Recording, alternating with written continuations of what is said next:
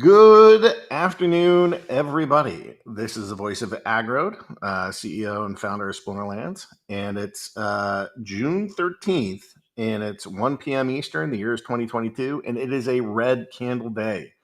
That is, in fact, why I'm here rocking the Dr. Blight attire. It does seem as though Dr. Blight has destroyed all of your markets.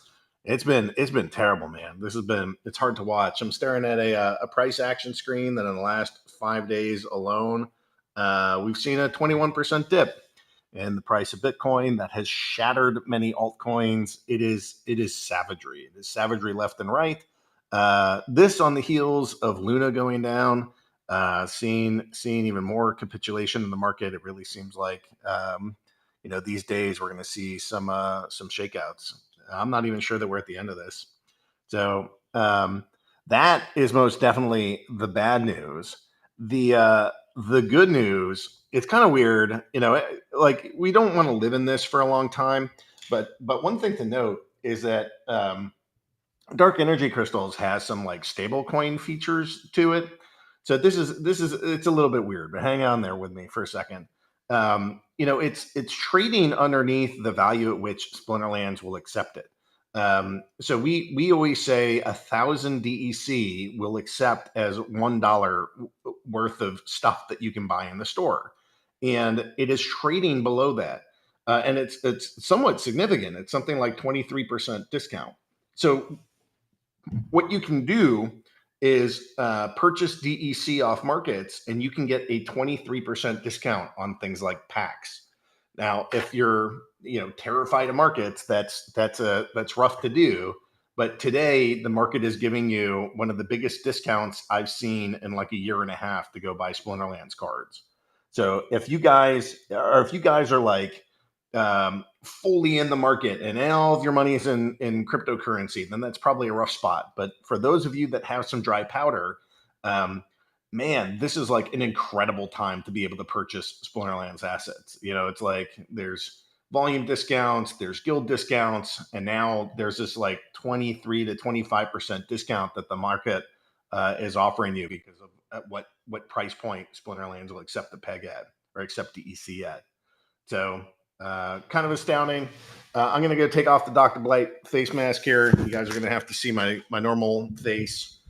Apologies to all of you for that. But yeah, it's a red candle day. So I asked Matt to be here. Matt's our co-founder. Matt, can you say hi real quick? Hi. Hello, everybody. Now, Matt, markets are absolutely imploding today. Will Splinterlands be here tomorrow? Yeah, of course. Quite. I mean, I don't know. It's fun in a way. Not fun. Fun's not the right word, but like it's, for people who have been through these type of cycles before, it's interesting, I guess, just seeing it play out again, seeing the new people who are in the cycle, and it's unfortunate, a lot of the things that happen, but I've been through this more than once. Splinterlands as a company has already been through this exact same thing before. So, and you kind of learn the hard way the first time or two, that these tend to be the best times just to keep building and put out new stuff. And like, it seems to always come back around. And when it comes back around, it's way better than the time before. I mean, it's interesting. Like, I know it's hard to understand if you haven't been in the space for a while, but for someone who remembers when Bitcoin hit $1,000 for the first time, and that seemed so insane, to think that Bitcoin at $23,000 is considered like a horrible bear market and huge drop is also kind of insane, right? So that's sort of the way we, at least Aggroed and I think, look at these things. It's just this is just what happens. It happened before. It's happening now. It's probably going to happen again. Anyone who was around in Splinterlands through 2019, 2020, you can kind of take history, hopefully, as a guide, as to what were the right moves during that time and what were the wrong moves. I don't know for sure that everything's going to work out the same way, But the fundamentals of the space haven't changed, right? This isn't happening because there was some big hacker incident with Bitcoin or Ethereum or anything like that. It's general like macro market cycles in the world. But the promise of cryptocurrency is still exactly what it has been. It's permissionless form of money that people all over the world can own and hold themselves, and it's not controlled by any government or Federal Reserve. There's not people printing more or changing interest rates or any of that. It allows people to really own things, be it assets or currencies or cat pictures or whatever it is. So nothing has fundamentally changed. So all of that is still like a really great world changing use case that has tons of value to lots of people all over the world. Adoption is still growing. More and more people are finding out about it and getting into it.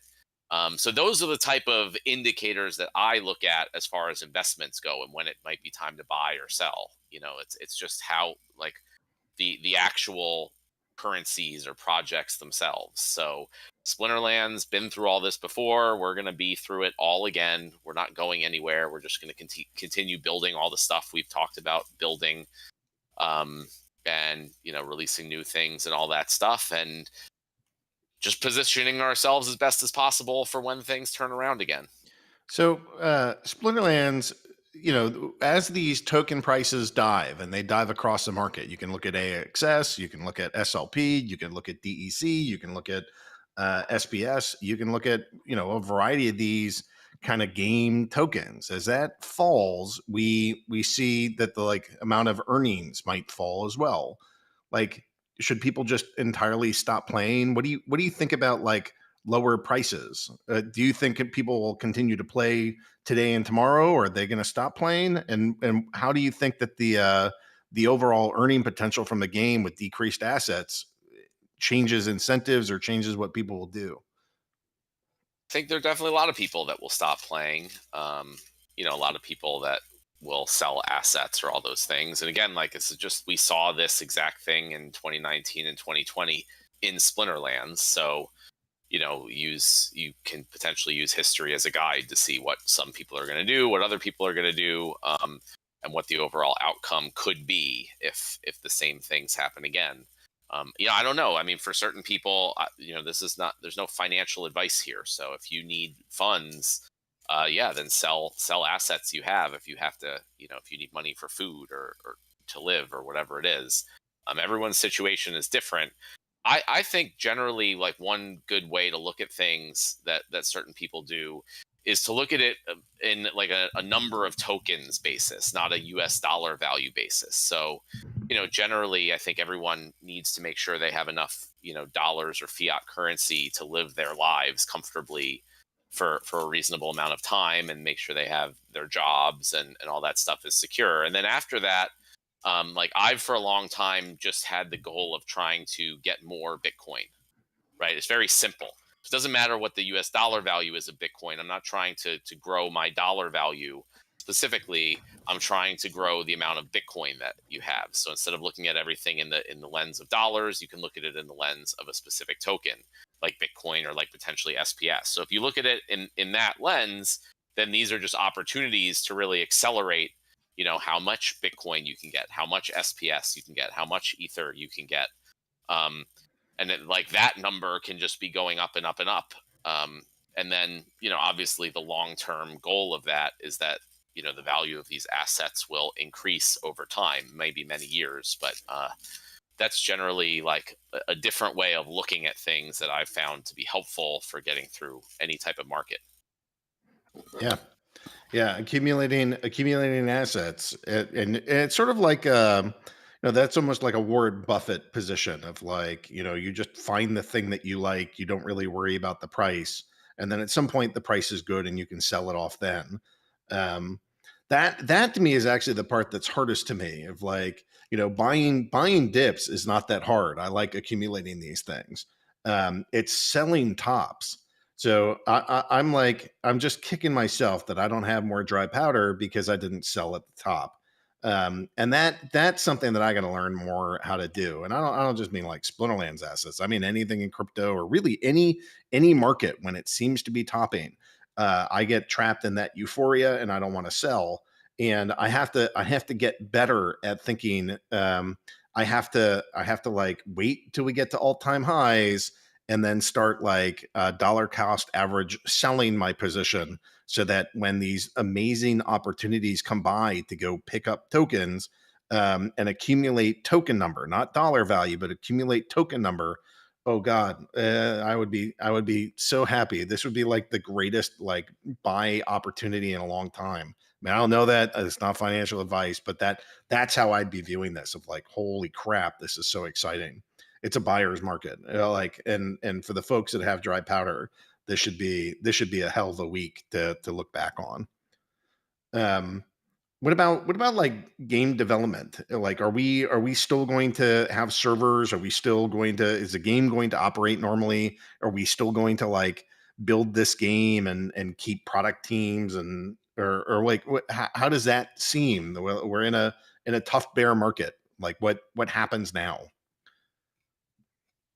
I mean, yeah, I mean, the game kept running, when Bitcoin was at $3,000, and it'll keep running now. I mean, I never know. You never know what's going to happen. Obviously, we've grown our business significantly, and we have enough, cash and liquid funds to sustain that for a while. There's always possibilities that things might need to be downsized with the team at some point, but we're not really expecting that at all right now. But it's definitely nothing's going to go away. We're always going to be keeping this running and building out all the new features that we've talked about building out. Yeah. I would just echo that commitment. We're here to go build a sweet game, and markets go up, markets go down. For the people that are fully invested, I'm sure this is terrifying. For the people that aren't invested yet, this is like an amazing opportunity to come in, and I think that'll make a lot of people excited and offer like what these giant dips do is offer new market participants a way to enter, and that can also be pretty exciting.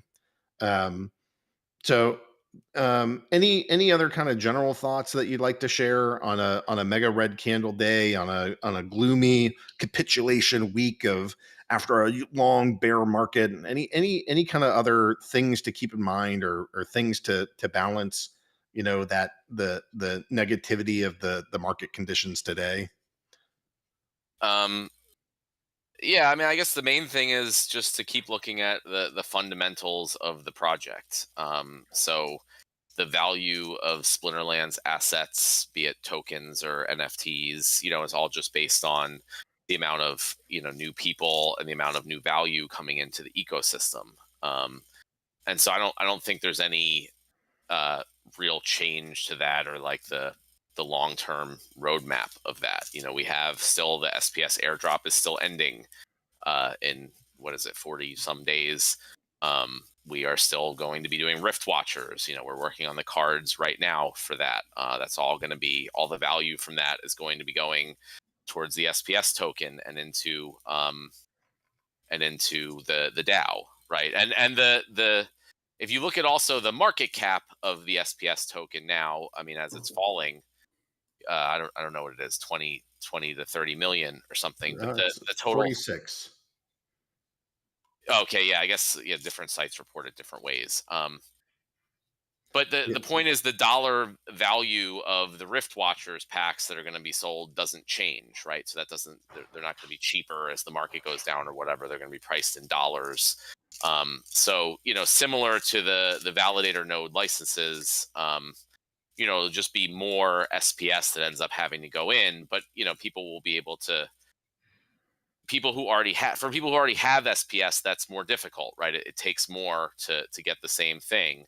But for new money coming into the ecosystem, which is really how we look at this to grow things, it doesn't really matter if you have dollars. You're just buying however much SPS it takes, and then using that to buy your licenses or using that to buy your Rift Watchers packs. Um, but it also has a larger effect on the overall market because you have to come in and purchase more SPS than you would have had otherwise. So, there's pros and cons, but the point is there's still, tens of millions of dollars worth of SPS that's going to be needed in order to get Rift Watchers packs. airdrops ending. And there's definitely a whole bunch of other different things we're going to be doing around the SPS and voucher tokens throughout the rest of the year that, some we've talked about, some we haven't yet. But, none of that changes at all. And it's just, you have potential to get in and get more SPS for yourself ahead of those things. So that's really all that's changed. Sweet. All right. I want to step away and talk to Tyler for a second here. Tyler, you're from why don't you introduce yourself, Tyler? And you've been on the show before, but we always encourage people to just sort of treat this like it's their first day on air. Of course. Thanks for having me, Aggroed and Matt. Love the Splinterlands project. My name is Tyler Jorgensen, current CEO and founder of NFTy Arcade. NFTy Arcade is we've built a guild of players in Splinterlands, and we've built a software to actually manage that organization, right? And today I'll be talking about the software that we built. Actually, it makes it really easy to come in and run a guild in Splinterlands with a few clicks of a button at this point, which historically has been a little difficult, as we've experienced firsthand. So really excited to talk about that today. Yeah. So how did you find Splinterlands? Why are you here? And then what makes running a guild attractive? You're still talking to us on Red Candle Day. So what gives you hope for the future with all this stuff too? Oh, unleash the beast, Aggroed. I love talking about Splinterlands, guys. I could be here all day, but I absolutely love this game, and I'll tell you why. Every other game right now in Play and Earn is I shouldn't say every other game, that's not fair, but a lot of games in Play and Earn are what we call token farms, right? It's about farming tokens, and it's not about a video game. And when we started NFTy Arcade, one of my developers and I, we were searching around for games. We got into Axie Infinity like everybody else and their dog and their mom, right? Everybody did that. And we found Splinterlands, and we saw that we saw Aggroed and we saw Matt and the project that they were building. And they were taking card games that they loved and just putting it on the blockchain, building their own version on the blockchain. It wasn't about the blockchain, it was about the card game, and the blockchain was just a methodology for ownership. And I thought that was phenomenal. And to this day, I will always contend that Splinterlands is the best project in Play and Earn right now because of the fact that it has a player base of people playing for fun. I am one of them. I have invested in Splinterlands. I play the game daily. I absolutely love strategy games. And I got to tell you, when every other game like Axie has tanked, Splinterlands assets retain their value. Sure, does it go with the market? Of course, right? But does everything go to zero? No. And we see this as a great time, again, not financial advice, right? But we see this as a great time to get into Splinterlands. It's much more affordable, much more accessible for people who want to run guilds, who have had bad experiences with other games that mint NFTs in an unlimited fashion. So this is the time, guys. If you love Splinterlands and you've been looking at Splinterlands, there's a tool out there that I'm going to show you that makes it so easy, and prices are at an all-time accessible entry point. Yeah, I mean, I haven't seen. So we use the term splintoshis. So DEC is trading at 800 splintoshis. What we call the peg, meaning the price at which Splinterlands will accept them for value at, is 1,000. So it's at a 21% discount right now. So for the folks that are if you have dry powder and you're thinking okay, well, at some point I want Splinterlands, this is actually an amazing time because you're getting a 20% discount. And who knows? It might be more, it might be less tomorrow, but I haven't seen a 20% discount to the peg in I think over a year. So Chaos Control is asking, what is dry powder? Dry powder is a euphemism for having cash. If you have cash now and you're not 100% already invested in crypto, if most of your money is in Bitcoin and you've watched it deteriorate in value over the past 2 days and watching it be 20% down, you might not be that inspired to go spend it. But if you're sitting in cash and you're hey, I have some cash I can deploy, this is the most exciting time that exists. This is, Bitcoin is hitting the freaking 200-week moving average. That's happened 3 times in, I don't know, 6 or 7 years. For buying opportunities, they rarely come with this deep of a discount is what I've seen. So I don't know. I think it's a pretty exciting time. All right, so let's say, so Tyler, you got some folks, they have some dry powder, they want to get into Splinterlands. If they buy a bunch of packs, they have to sit around and figure out, how do I make these packs and how do I operate them? And do I rent the cards, or do I do I form scholars? Do I play multiple decks? Like what do you tell somebody to do, or how do they interact with you in order to go sort of like manage a large card collection? Yeah, come talk to me. That's all I can say. Splinterlands is full of nuance as it pertains to running an organization. I love to compare Splinterlands to Axie Infinity, only in the case that Axie Infinity, the reason that it grew and blew up so fast, and as we know what it really blew up price wise, is because it was so easy to come in. There was no barrier. Everybody could do it, and it went up and went right back down. Right. Splinterlands is fantastic because it's quite nuanced and it's difficult to figure this stuff out, like Aggroed was talking about. And so getting in and building an organization within Splinterlands is a lot more complicated. And we are passionate about Splinterlands, and we're excited to announce that we've done it. We have players playing in Gold and Diamond, and we have an organization that runs based off of us purchasing packs, putting accounts together, and a software platform that allows anybody to manage their own guild. And so my answer to that is, if you're struggling with knowing how to put packs together, how do I create accounts? How do I put things together? How do I do this? Come talk to us at Nifty Arcade. We'll help you do it. And so the goal there is to have that be some kind of profitable venture for them, right? Like they want to buy cards, they're hoping that assets appreciate, they're hoping to actually get some earnings. How do you talk to somebody about that? How do you guide them through it? Is it, you're going to triple your money every single day, or like what kind of, I mean, that's meant to be absurd, but how do you kind of talk somebody through that? Do you say, this is for fun and there are some rewards? Do you talk about this is a financial opportunity? Like how does your brain work on that part?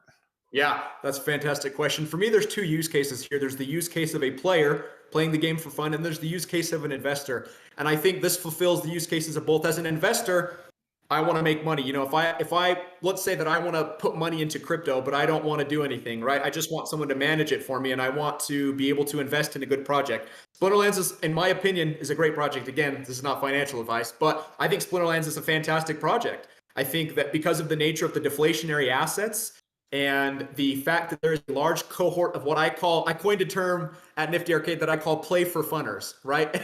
And generally in video games, you don't have to distinguish between people playing for fun and people playing for money, but that's a new phenomenon that we're seeing within play and earn games. We're seeing a cohort of people that are just playing for the earnings. And in Splinterlands, that's not the case. We do have people that want to make money and want to play, but I'm one of those people. Personally, I've put a significant amount of money into Splinterlands, and I play for fun. I enjoy the game. I enjoy building my card collection, right? So as a player, I love the game, and I want to come in and build a card collection. Now, as an investor, we meet with all kinds of investors, right? That's what we do at Nifty Arcade. And we believe that Splinterlands is a fantastic opportunity because when you're looking at play and earn assets, if anybody's ever heard of the game called RuneScape, I'm not sure if anybody is. I'm a lifelong gamer, guys, and Chatter's probably smiling over there because he's heard me talk about RuneScape so much. But RuneScape was a game that was founded in 1999, and there was a cosmetic item called party hats that were launched when the game was launched, and these items were worthless, totally worthless. Fast forward 20 years, this is a cosmetic item in a video game that has a substantial player base, and this item has no utility. It is now worth $11,000 at the low end in USD, right? When it was worthless when the game came out. And so the reason I talk about this is because I believe that video games are a fantastic investment, and an investment that people pass up. If you owned party hats when the game came out, you could liquidate and make a ton of money, right? Splinterlands is similar in its asset technicality, or its asset methodology. The assets are called deflationary, right? So if you look at Axie Infinity, the assets are what we say inflationary, right? It's like a currency. It can be indefinitely be produced, right? Even if there's a burning mechanism, the assets can indefinitely be produced. But the interesting thing about Splinterlands assets is if you're looking at cards are not indefinitely produced. There is a limited number of, there's a limited mint for each card out there, right? Untamed. The reason that we saw Untamed skyrocket is because, hey, the mint ended. More people wanted to purchase them, but there was no more to be purchased from Splinterlands. And so people had to buy them from each other. The assets are deflationary. So what are we looking at with Splinterlands? We're looking at earnings every month, right? We're looking at scholars being able to play on accounts, or players being able to play on accounts and actually make money in the form of cryptocurrency and in the form of NFTs that they're farming. And number two, we're looking at deflationary assets, right? Splinterlands assets are deflationary, which means that there's a limited mint and they can only be burned, never produced again, which is really cool. Sweet. So how is that message resonating? You know, you're looking to basically help players find cards to rent and participate with, and you're looking to find whales to, you know, stake and manage and have you guys manage like a big chunk of a collection. Like, how is that going? Is there one guy? I think you guys are Utah based. Is there one guy in Utah that's like, this is cool? Are there millions of people? Like, what's the reception? What's the plan? How is it resonating? Yeah, that's a fantastic question. So there's two things I'd like to touch on that. Number one, Splinterlands really, really intrigued me when we found out something intra-guild wise that we otherwise wouldn't have known. When we look at play and earn games, we were thinking, okay, we wanted to help people in developing countries, and we still do, right? The whole goal was to build a program that was going to help people in developing countries earn an income, learn how to save, and invest within crypto, right? So we wanted to provide jobs, help them earn, and then give them opportunities to save and invest, right? That's kind of the mantra behind Nifty Arcade. Now, getting into Splinterlands was really interesting to us because actually that's all it was. It was all about earning. It wasn't about the game. But with Splinterlands, we found something really interesting that we didn't foresee. We found that players wanted to come to our organization, players who played the game for fun, and they wanted to use our assets because we had higher level assets and we had better accounts. And they're taking that money that they earn and they're putting it back into the ecosystem. And that goes to show that there is a game that people want to play for fun. I'm playing on a scholarship account with Nifty Arcade so that I can come back and take that money and invest it to buy cards of my own so I can upgrade my own account. It's been really interesting, and it's something that we really love about the ecosystem. And again, I will always contend that a successful, sustainable play and earn ecosystem is going to be based largely around a player base that is playing the game for fun. And that's what we saw with our own players. They're putting their own money in to play. The money that they earn from us, they're putting back in. Now, that's on the player side. On the investor side, they love the narrative of investing in video games. It's something that's totally new. They've never heard of it before. But investors find out that, hey, I can make money by investing in a video game. I can create a job for somebody in a developing country, and I get to make money from asset appreciation and from cash flow. It's a phenomenal opportunity that excites a lot of people. Yeah. Yeah. I definitely see that. Definitely hear that. I can see how that can resonate. So what would you want our audience to do? Like if you could go, you know, you got 100+ people here, there's going to be a couple thousand that listen to this. Like, what do you want to tell them? What do you want them to do? What's an action item? What's an action step? How should they engage Nifty Arcade? Yeah. So here's my invitation to everybody. If you've thought about a guild or you're interested in Splinterlands, you haven't been sure how to get started, you want to start a guild, you want to build your own program, you're a player, let's say you're a player that has you're a MAV, you have assets that you want to scholarship out, come talk to us and let me show you our platform, right? I have the platform here that I'll run through for a few minutes with you guys, but at the end of the day, come talk to us and know that building a guild in Splinterlands is actually potentially one of the best places to be because of the player base, right? Asset appreciation and cash flow. That's what we're looking at. Understand that there are successful guilds that already run in Splinterlands like Nifty Arcade, and it is a profitable venture, and come talk to us. We'll help you get started. Yeah. I mean, I guess one thing that keeps rattling in my brain is like, you want your currency to be backed by something. What is your currency backed by? And so like you have fiat dollars, which are oftentimes backed by military and violence. Sometimes you have asset backed dollars, although those haven't really been around for a while, but something like a gold backed currency. In my brain, this is really entertainment backed, right? Like entertainment to me is one of the most valuable commodities that exists on this planet. People don't think of it that way, but entertainment is one of the most high priced things in the world, which is part of why video games and their ability to entertain you for hours can be so valuable to people in society. And so, you know, your play to funners, that class of people to me really represents the guys that are enjoying the entertainment backed value of this ecosystem. So like, you know, other games have watched a total collapse of the user base when the prices went down because it wasn't fun and they don't want to play it. And so they, you know, if there's not enough rewards, they stop. And here, you know, I have seen asset values go down, you know, things took a dip, but people are still playing this thing like crazy, millions of games a day. And it's not just all bots. We did a lot to go, smush bots. So this really comes down to like, there's tons of people that like this game. They're hooked on it. They like playing. They check it in every single day, and they're waiting for that legendary card. And it's some, maybe at some point they'll sell their collections, but some people are like, all I can say is that for my own personal journey, I hate every single stupid thing I've ever sold in this game, and I regret it. And so I've told myself I'm going to keep compiling these assets as long as I freaking can. That's my plan. We'll see. Okay, so you want to take people through this platform. What are they going to do? Who's a target person to go do this with you, or like who would you actually want? Going to Nifty Arcade. What's the customer that's ideal? Yeah, it's a fantastic question. So anybody who is looking to spin up a guild, anyone who has, I love that we're using the term dry powder, anyone that's looking to get in the play and earn space, that wants to build an organization, that doesn't have the capacity to manage, right? So if you want to purchase Splinterlands assets, you want to own them and you want to deploy them, but you've really not seen an opportunity to do so, or you've been investigating it, this platform is the mechanism to do so. It is now easy to deploy an entire scholarship organization via our platform, and it takes out probably thousands of dollars of management on your side, whether that's you hiring people to do it or et cetera. We already have people on the platform that we're onboarding actually next week, and they're facing very similar problems. Everybody that we talk to is facing similar problems when running an operation or wanting to start a guild operation, right? And so those kinds of people that are looking to deploy capital or already have a guild or want to expand their guild or want to start a guild, take a look at our platform. Sweet. Okay. Do you actually want to walk through this thing, or are we, are you actually walking through the Nifty Arcade website, or are we just, is that it for now?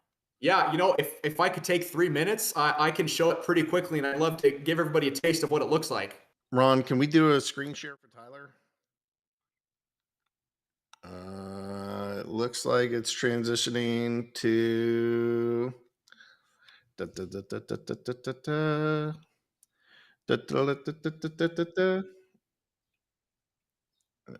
going to take a second or two. No All worries. right, just some technical issues. We'll give this thing a minute.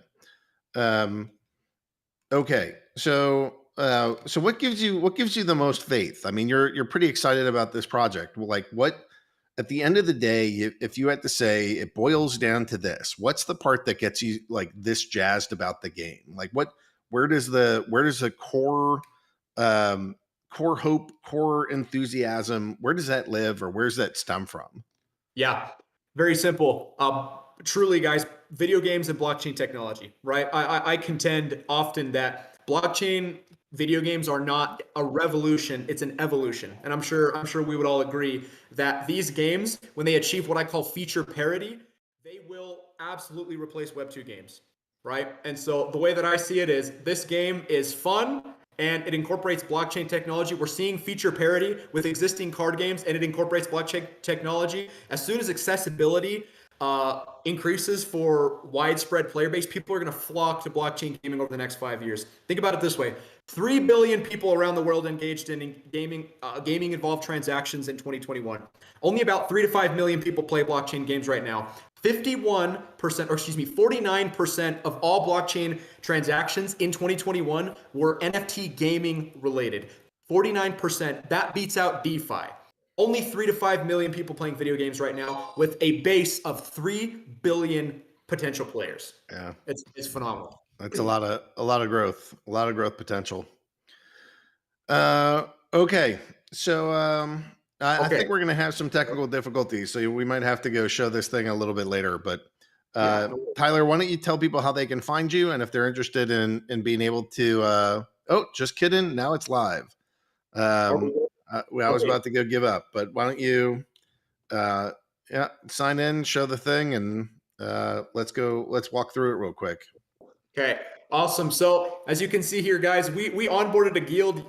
We onboarded a guild earlier this week of 2 people with 2 accounts. All right. So this is their URL. You can see that every guild that comes in here, they have their little URL. This one is Jacob's guild.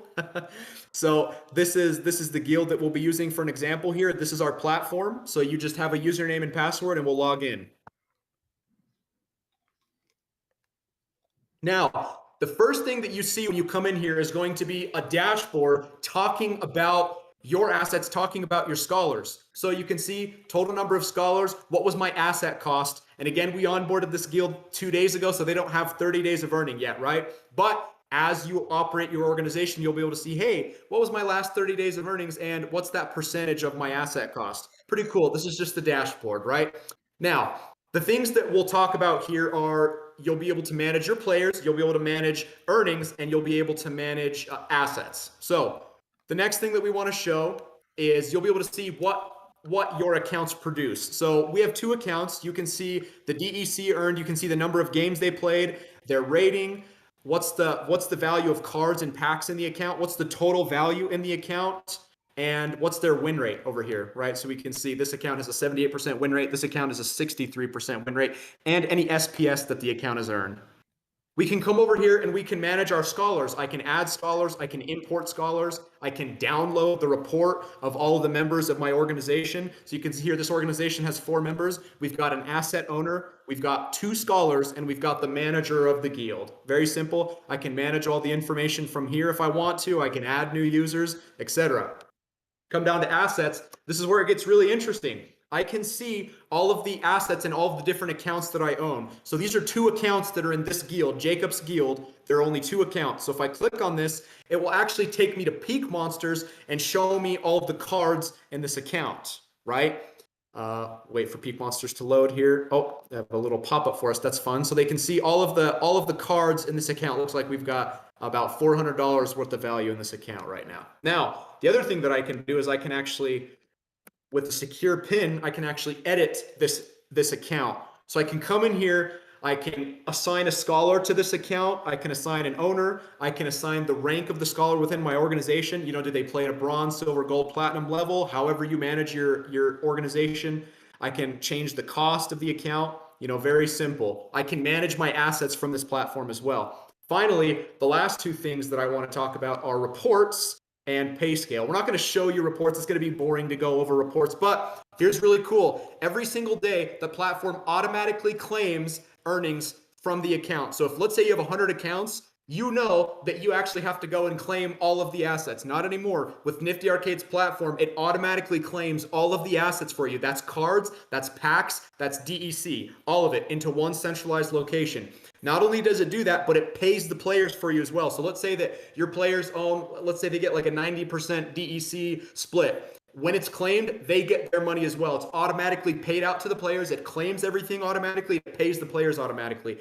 And then there are the corresponding reports. So I can see what I've claimed. I can see what I've paid scholars, and I can see what my organization has earned financially, right? So automatic claiming and paying, and then the reports to go with that. Finally, I can look at my pay scale. So if I want to pay my players different percentages based on their rank within my organization, I can do that as well. And that's it. That's our platform. Very simple. You can manage your guild with this platform. That sounds pretty awesome. And then how do you guys make money doing this? What's the business model? Yeah, fantastic question. So here's what we do, guys. You can, when you sign up with us, there's a monthly subscription, and we can talk about that. Come talk to us, and we'll look at your guild's organization. But then we take a transaction fee as well. So all of the accounts that you play, we take 2.5% of the claims. You know, pretty simple.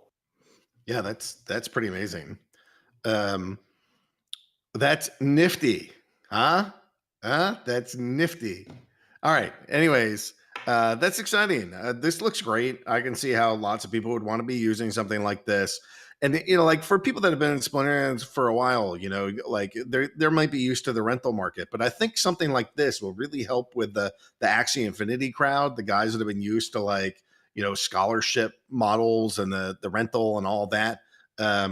So I see I don't know. I see you guys making it easy for people to come here, spend a bunch of money, and get their cards out to other human beings, and I think that just makes for a wonderful opportunity. Yeah. Then, do you guys ever incorporate with bots? Is this only humans? Is this bot related? How does that work in your brain? Yeah, so I'm pretty heavy on the impact side, right? And so something that, like you said, Aggroed, our goal is to make this easier for people to come in because number one, the game is fun and we believe that it's going to be sustainable over the long term. And number two, it's been difficult to enter previously and build your own organization. There's a lot going on. You know, there's SPS, DEC, card packs, rewards cards. There's a lot going on. And the idea is that this is accessibility for people with capital, right? They want to start their own organization. Let's say they're holding card packs. It's all about accessibility. And on the bot side, I'm very much pro players, right? The reason that we started Nifty Arcade was, you guys have heard this before. We had a company in Madagascar that we were trying to help people break out of this poverty trap, right? And when we found out about Play and Earn, we figured that, hey, Play and Earn is going to be a fantastic way to provide opportunities to earn, save, and invest for people in developing economies. And that's what we want to do here. And so we're very much player centric. I have a suggestion for you. One thing that I've wanted to see for a while is a marketplace for scholars and whales, so that like if you have decks that you would want somebody to be a scholar in, like how do you find those people? And if you're a scholar, you know, like DMing every single whale in Maverick's channel is not really sustainable. So if you guys have some kind of like even Craigslist style, like, hey, I'm looking for somebody to go manage this, or you know, I've deployed this and I want people to play. I think getting some sort of like public job board or something would be quite helpful to match the folks that want to be doing this. I'm so glad you said that. So that is actually in the works right now. We are Nice. building something to solve that problem. It's gonna, it's gonna take a little while, so it is in the works. But the idea is to allow people to rent out their assets via smart contract as a profit sharing model instead of just rentals, right? And so I can post all of my assets and scholars can come play them. So more on that in the future. But yes, we're totally working on that right now.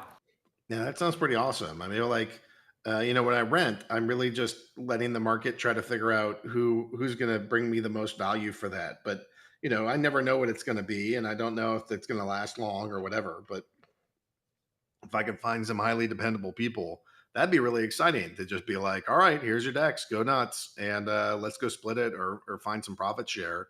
That's pretty exciting. Um, okay. Well, I think that's enough for today, Tyler. Any kind of like last words you'd like to share? How do people get in contact with you? Yeah, so guys, please reach out to me via Discord. I think you can see, hopefully we can see my Discord. I actually don't know. My name is Tyler Jorgensen. That's my Discord. I don't remember what my last four numbers are. You can look up niftyarcade.io. You can reach out to us on Twitter. We have our Discord. So try, reach out to myself. The Splinterlands people know us as well. If you're having a hard time finding me, reach out to anybody to get a hold of me, right? So let's, we're on Discord, Twitter. You can come to our website. I'm on LinkedIn as well under Tyler Jorgensen, CEO of Nifty Arcade. Any way you want to reach me, that's fine. Just come talk to us and let's have a conversation about it. Yeah, that sounds awesome. All right, Tyler, thanks for being here. Thanks for checking in. And let's go head over to, seems like Liam is AFK because of internet. So Nate, why don't you go tell us about some creative stuff going on at Splinterlands? Just actually before we start, is there still a creative department? Are we still here? Are we still making things, or have we closed up shop and all went home?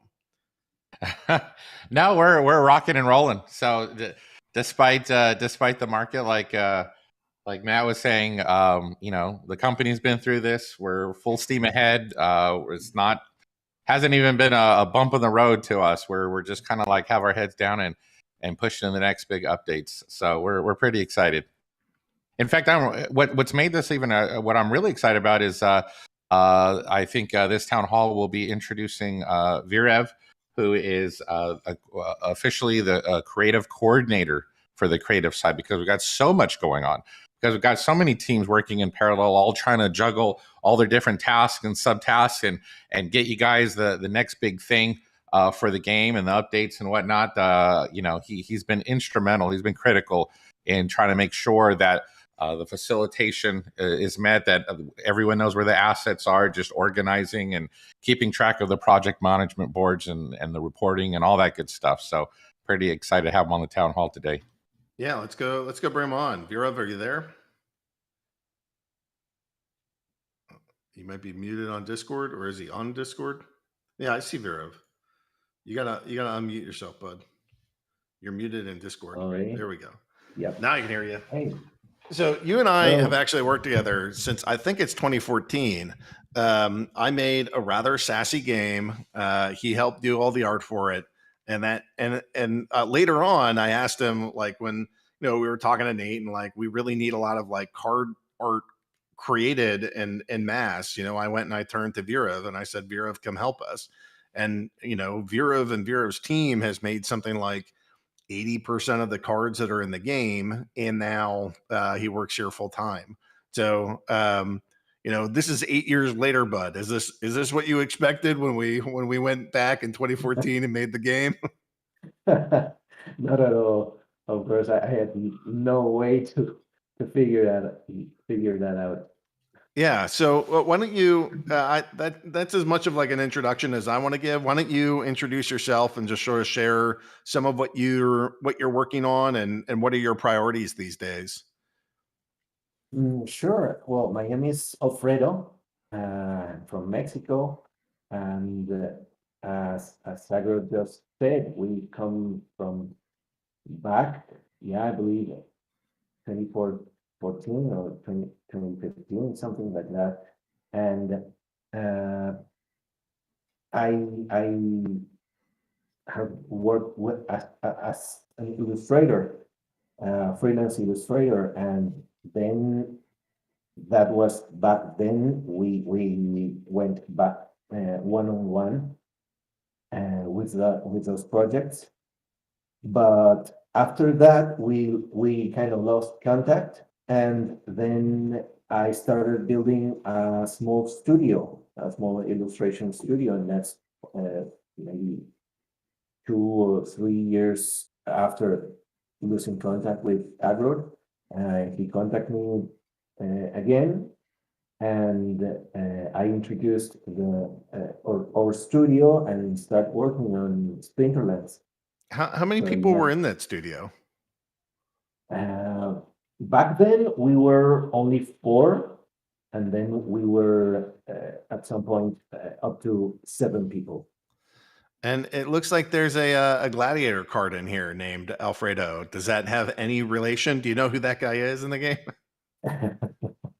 Yeah, yeah, I'm in the game.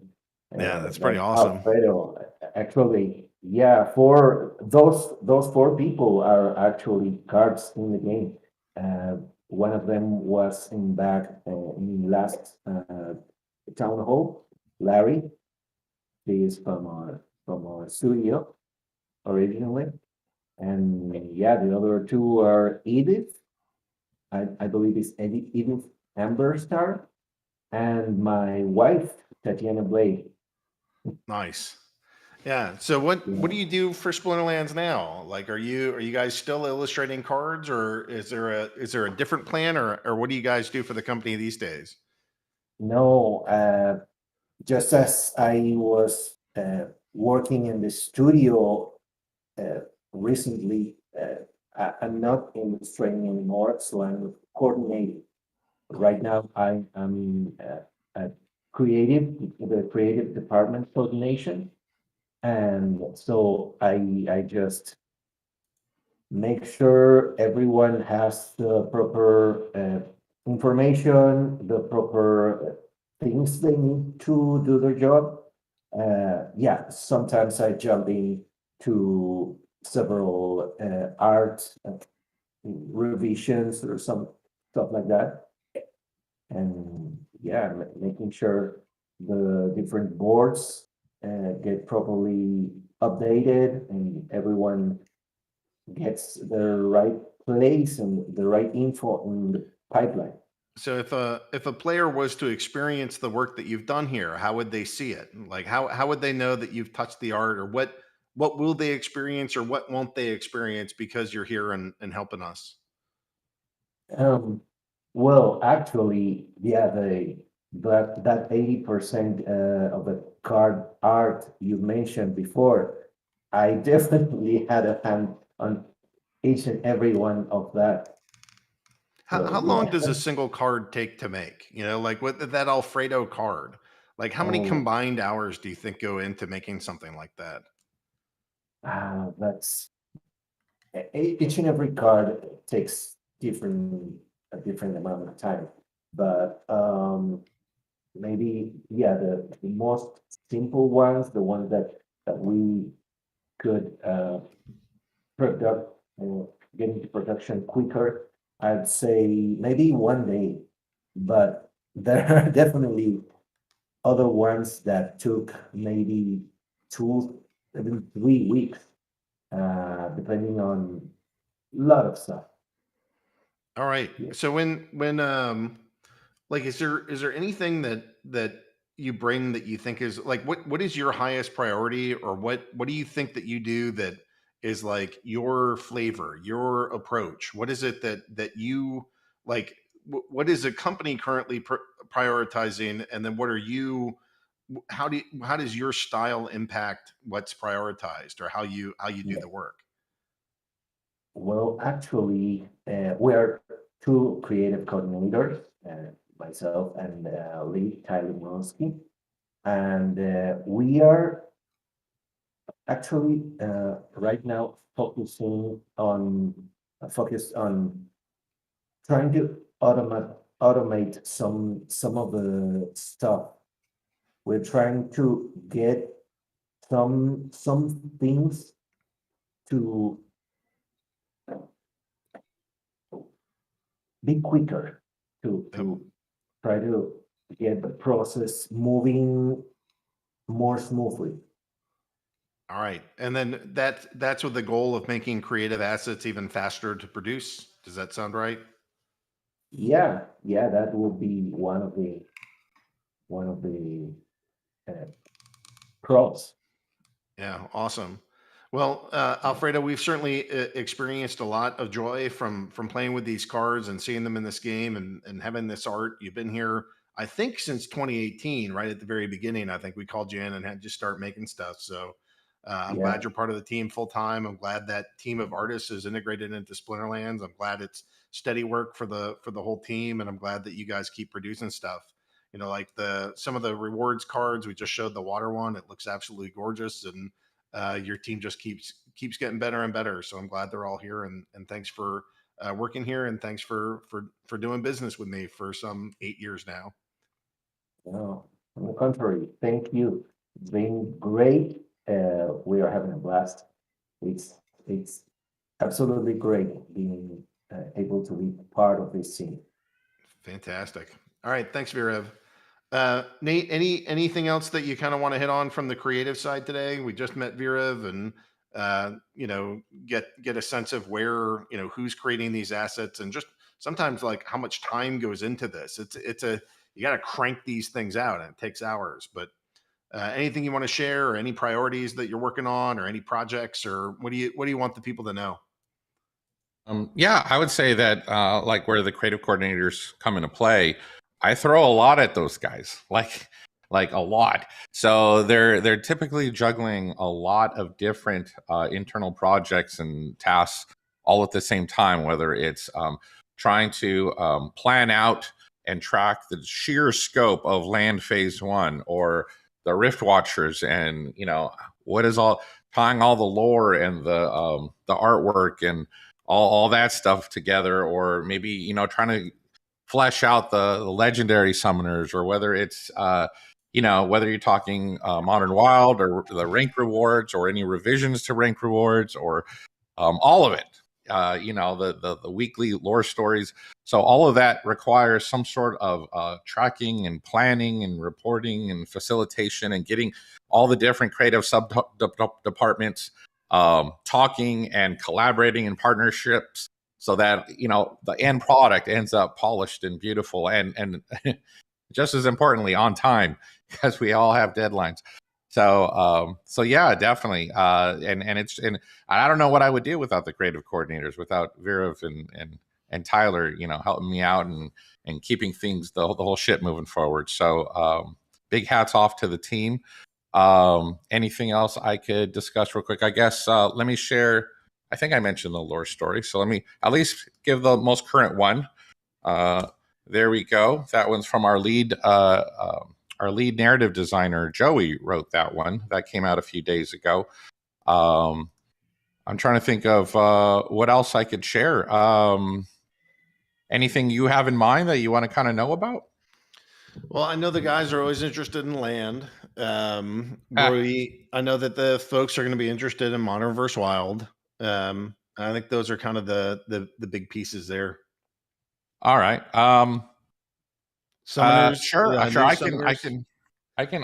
can share a couple things. Okay, so I think in the past I've shared. Well, let's start off with a closer update. So Modern Wild, something that I was really happy to see. Just yesterday, they polished up some animation stuff, and keep in mind, guys, some of the stuff I share is like version 2. Like, we have a very MVP mentality, so we get you guys the functionality and the features as quickly as we can, so that you guys can start actually playing with stuff, and then we update as needed. I know a lot of you guys I see in Mavericks have comments and suggestions and things we can do differently here and there, and just know, like, internally, I constantly see people bringing up what is discussed in Mavericks. So it's not like your words are unheard. Like, we're paying attention. So there's always updates to be considered and little things we might do, little tweaks in the future. But further down the road, the creative side is always focused on trying to bring a really polished, beautiful experience to you guys. So someday you'll see stuff like this. This is a more recent, this is a novice badge animation that we tweaked compared to the last one I showed a few town halls ago. So this is kind of like what we're hoping is, your first, taste of the game, and you're just in the novice league. So if you can imagine, if the badge looks as beautiful as it does there, just imagine what gold looks like, or diamond, or champion. It's gonna be amazing. In fact, just earlier today, I went ahead and was looking at a sample of some of the Modern Wild badges, how they're going to be displayed in the future. I don't know if it's going to be displayed in the MVP coming up.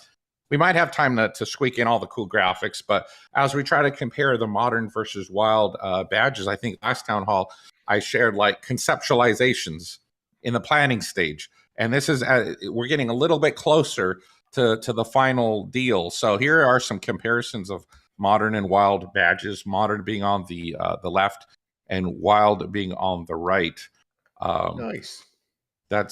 And of course, this is all work in progress stuff. This is not the final version. When we finally get to the final version, I'll definitely share that with you.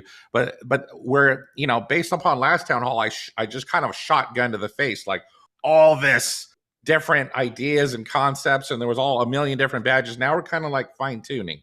We're like, that works, that doesn't, and we're kind of like getting a lot closer to what it's actually going to be like. And then you mentioned land. Okay, so in the past we showed different backgrounds, we showed different mock-ups, we showed various things related to land. Let me see if I can find something that is newish. Okay, so here's a new concept. So when you go to get your cards, like for instance, right now you have these claim tokens, right? And the claim tokens you're going to turn in for deeds. And then those deeds, once you've surveyed the land, then you'll actually finally get to the stage where I'll show you right now, like one of the actual cards, the NFT card that says, hey, look, this is what I got. And for those of you who are like, who get this, you guys just won the lottery, because if you flip your, if you survey your land and you end up with something like this, this is what a legendary overflowing hills looks like with, I believe, dragon magic infused within the land. So it would look something similar to that. And then if the land is occupied, that could be pretty cool, because occupied land means that there are inhabitants on the land already, and so it might end up looking something like this. And keep in mind all the little stats and the details and the coordinates and all that. That's just placeholder information. So don't put too much stock in that. That's all TBD stuff. But that was just to give you an idea of, okay, you know, the first card was like, hey, I know what my land is. And then when we get to around to phase 2 or phase 3 of land development, and when you can actually start making a building, then it'll look more like the second card, where it's like, oh, okay, I have level 1 building, and you can start leveling it up all the way to level 10. So that'll be pretty cool. So yeah, there you go. So you asked for Modern Wild, gave you a taste. Asked for land, give you a little taste of that. So that's what I got to share so far. Sweet. Awesome, Nate. I'm running a little bit behind, so I'm going to go hop over to Chatter. Chatter, are you there? Yep, I'm here. You want to walk us through what's going on with marketing? Are Sure. we still marketing? Did we? Are you still talking to people? Do you still exist here? It's a dark red candle day. What happens now? Yeah, we are definitely still here. We're still kind of operating on all cylinders. So lots of stuff to go through on the marketing front, some old, some new. One of the big new partnerships that we've been kind of looking to kick off, it's kind of almost like a beta stage kickoff right now, is with an app called Potion. So they have about 500,000 active users on their platform. It's really just like a reward incentive app that you do XYZ events on different games and you get rewarded in their own kind of like in-game currency that you can then spend on other stuff too. But we've been testing that out for about a week and a half so far and seen in the mid hundreds of users come in for free accounts. And a lot of those are kind of converting over to paid, which is great to see so far. Carrying on a lot of affiliates in contract phase right now. So we're going to be trying to do a bit of a slew of kickoffs with smaller like micro influencers and see kind of how that takes off to hopefully build out the model on that side of the pond for us. With the state of the market right now, we've also been seeing quite a bit of people kind of jumping ship from certain games and trying to reallocate to others. So a lot of PR, a lot of marketing is going to be going out in the next kind of couple of weeks here to hopefully help those people find a home in Splinterlands going forward. So more to come on that. But otherwise, AdFront, Snapchat should be going live this week. Google and YouTube are both paused just for a verification framework with the company right now, but that will hopefully be uplifted pretty soon here and back to firing on all cylinders. But as far as you were kind of talking about big names, we've been kind of talks to the companies like the Red Bulls, the HyperXs, so on and so forth of the world to hopefully get some sponsorships for things like tournaments and other events going forward. So lots to look through there. But otherwise, there's kind of a million and one other things that the team's been working on right now. Big thing to call out is the plushies. So I know I posted in the official updates earlier today, but there's 15 days left on that plushie sale. It is going to be a limited time drop. If you want those plushies, you better buy them now because they will be gone forever once that campaign finishes. And say that date again. When is it? When's that sale over? That's going to be over on June 28th, I believe. All right. So you guys have just about 2 weeks in order to go get your plushies. And then, scarcity and everything. There's not going to be plushies around for long. Get them while you can. All right. Anything else you want to add, Chatter? No, I don't have too much eye candy, but we are starting to get everything organized for Splinterfest. Huge call out and shout out to Beth and Robbie for really doing all the legwork there, along with the other team, just kind of data team, dev team, helping build the websites, helping get merch online, so on and so forth there. But we are also going to be making some miniatures or little figurines to go forward with Splinterfest. That's probably going to be the first time that you see them. So dropping a tiny little bit of eye candy that Hurricane has been working on. That's just the modeling for the Pyromaniac figurine. There's going to be a whole slew of them that we're going to be making, though, and hopefully selling them in Splinter sets, which will be cool going forward. Splinter sets. I love it. Okay. Thanks, guys. WeirdBeard, why don't you go tell us about tournaments and guilds and what's going on in your world, man?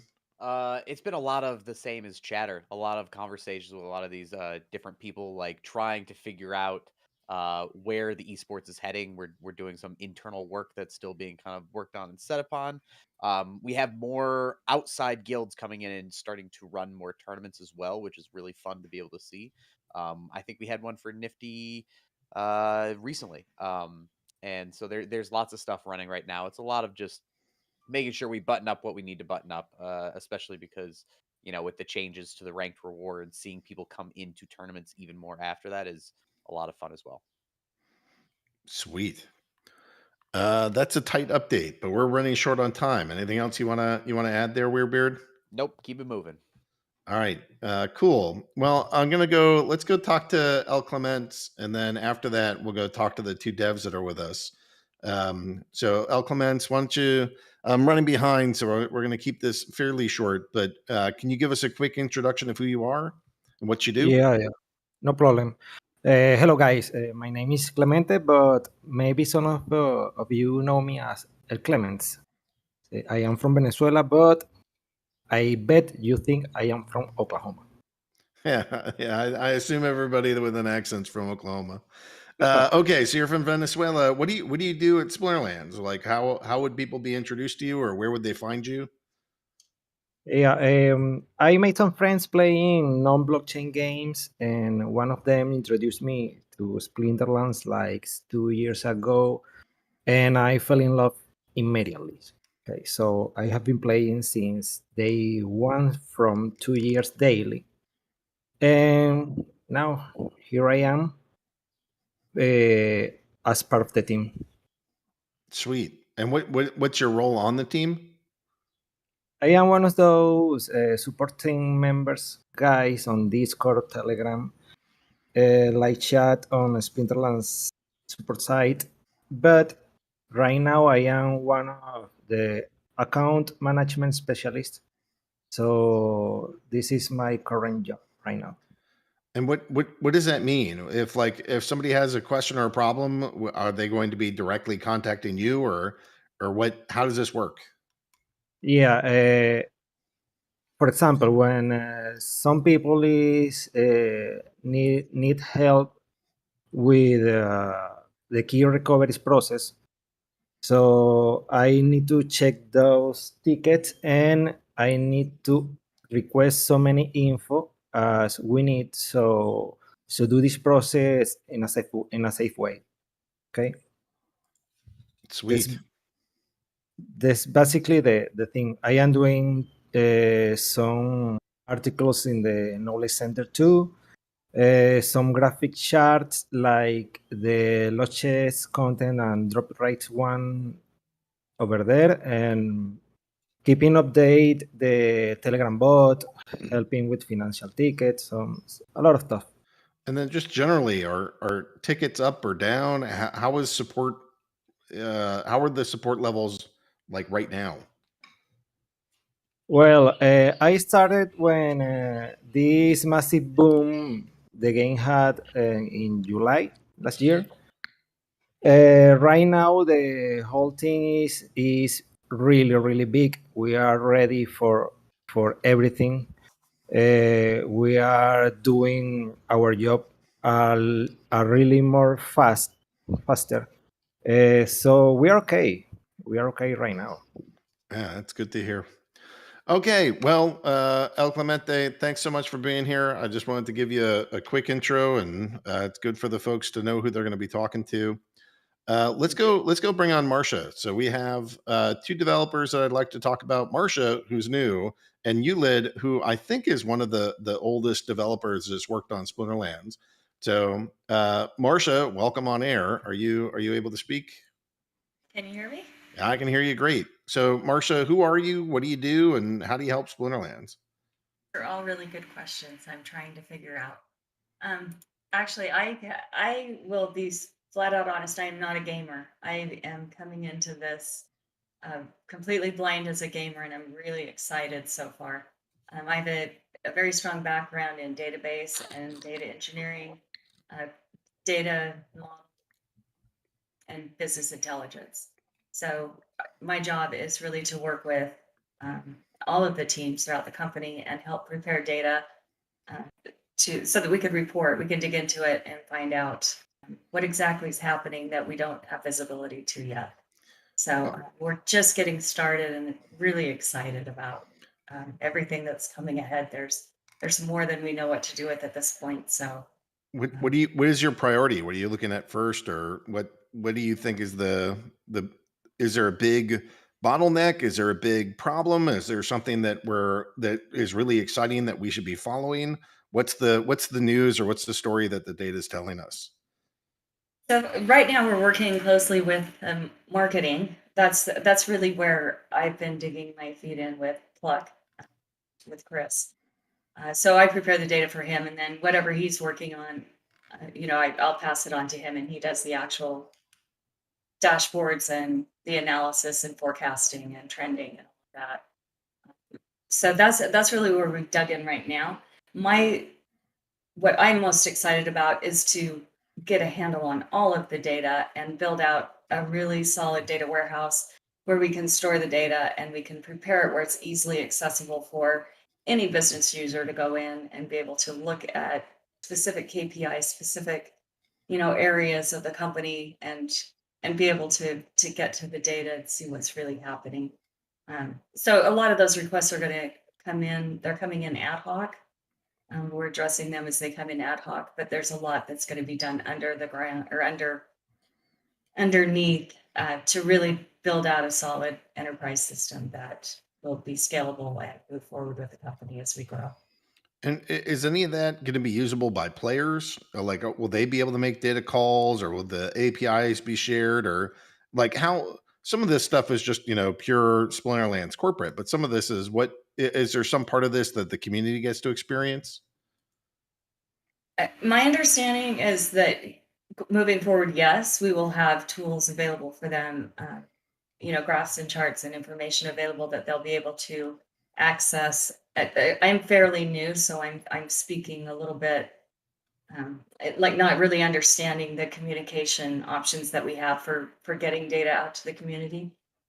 But that's definitely, I think, very valuable for the company moving forward. I think the more data the company can share, both internally and externally, is nothing but good. So, And where were you working before this? So if gaming's new to you, what industry did you come from? I have worked for the government. I have a DoD and DOE background. I worked for medical claims and pharmacy data. I've worked with law firms and a lot of banking and financial data, mortgage data. So pretty much everything but gaming, I think. Okay.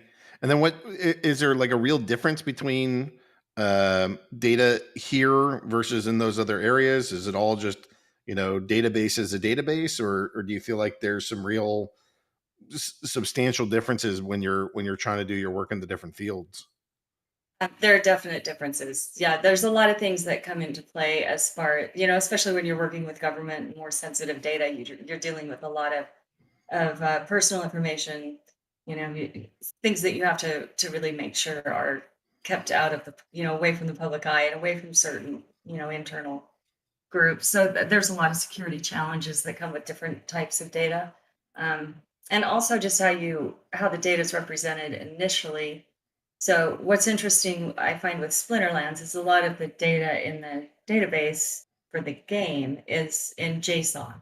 And so working with JSON in a business intelligence aspect is different. There's different approaches you want to take in extracting the data and preparing it. So there's a lot of different little nuances that you kind of have to figure out. The basic principles are the same. The processes are the same. You follow the industry guidelines, but definitely a lot of nuances. Awesome. This is it's very fun data. I'm really excited about what I'm seeing and what I'm getting to play with. So, well, welcome to the team. Glad to have you here, and hopefully, let's go talk in a couple months when you've gotten your hands really dirty in the data, and let's see what stories it has to tell. Thanks for being on. Absolutely. All right, MelonMan, are you there, Ulid? I'm here. Can you guys hear me? I can hear you great. All right. So if you guys don't know, when you go and you battle and you fight, and there's some animation and fighting and something that you can view, it was MelonMan that did that. And I think like basically in a day. I mean, I don't know how long it really took you, but like a good solid afternoon's worth of work. And suddenly we could all start seeing Splinterlands work. That's right. It only took a couple minutes. Yeah, a couple minutes and it was cranked right out. So what have you been working on since? I mean, you that's like literally you've been here since before fighting. Since before fighting was a thing. You know, what are you Yeah, working on now? yeah. I've been here with the company since since Steam Monsters was really more of an idea than an actual like thing. Um, and I've worked on the pack opening screen, the sort of battle system. That's kind of what I'm mostly known for. But right now, my most recent work has been stuff like the validator node sales and the Waka promotional card sale pages and the rank rewards updates. So those were like my most recent stuff that I worked on with other folks. Um, right now, like after those big features, we're kind of just doing bug fixes and polishing and stuff. But we're not exactly there isn't we have other teams working on bigger features like modern and wild and then lands and stuff. But right now, it's pretty much just we're taking a chill pill a little bit, just doing like smaller bug fixes and stuff and getting ready for tech modernization, all these other stuff coming in the future. Yeah. Is there something that you're in particular like really excited about, or like what are you hoping to build, or what's Oh got you man, jazzed in the pipeline? it it's kind of like just like it's like I remember when I first started working here, when it was still a very small company with like less than maybe like 10 people working, and it was such a unsure future as to like what like how this company would grow. But now it kind of feels like anything can happen. And once we start getting like the tech modernization in, and once we start getting like um all the economy issues and infrastructure issues fixed, and starting to actually triple, add more things. Like I'd love to start updating the pack opening screen and the battle screen so it looks more modern and with cooler visual effects and stuff. I mean, there's is so many things that we can do. It's just all very exciting. So that all sounds mostly like front end development. If I assess that properly, do you do mostly front end, or do you work on Uh, the back end too? Yeah, yeah. So my specialty is kind of front end work. I do back end work as well, since our front end and back end, they're pretty much just JavaScript code. But I enjoy doing most of the stuff on the front end. I like kind of like seeing things. For me, like when working on the back end, it's harder for me to kind of like see things happening and understand things happening. But when I can see it, it's like, oh, I know what's going on. I know how to make this better. So it's a kind of different skill set for me. All right. Well, I want to move on to questions. Is there anything else you want to leave us with, or any thoughts, or hopes for the game, or hopes for the player, or really anything you want? What would you care to share with us? I just hope that I hope to keep continuing to entertain you guys and hopefully make an even better product that everyone can enjoy and play in the future. So I'll rock on. Elid, thanks for being here. It's been a pleasure getting to know you in a couple different times that I met you. And thanks for being here since literally like the beginning, before fighting, when it was Steam Monsters and before you could even visualize a fight. Elid was yeah, here helping us. So thanks for doing that. And thanks for still working on our game and making it awesome. absolutely. All these guys have something to enjoy, and a lot of that was your work. Thank you for having Okay. me. Yeah, it's a pleasure. So, Ron, this is a good time for you to go talk about the Splinterlands TV stuff as we transition to questions. So, Bulldog, just hang on a half second for the questions. Ron, take it away. Absolutely. How's it going, guys? So yeah, you know what? Last week we did a call to action. We were close to 1,000 followers over on the Splinterlands TV Twitch channel, and we blew right past that. We got up to we're over 1,100, I believe, at this moment. So in 1 week, you guys have blown that out of the water. I want to thank you guys so much for doing that. Definitely check it out if you haven't. Splinterlands TV over on Twitch. It's the best 24/7 Splinterlands streaming network that's ever existed. And I can say that with 100% confidence.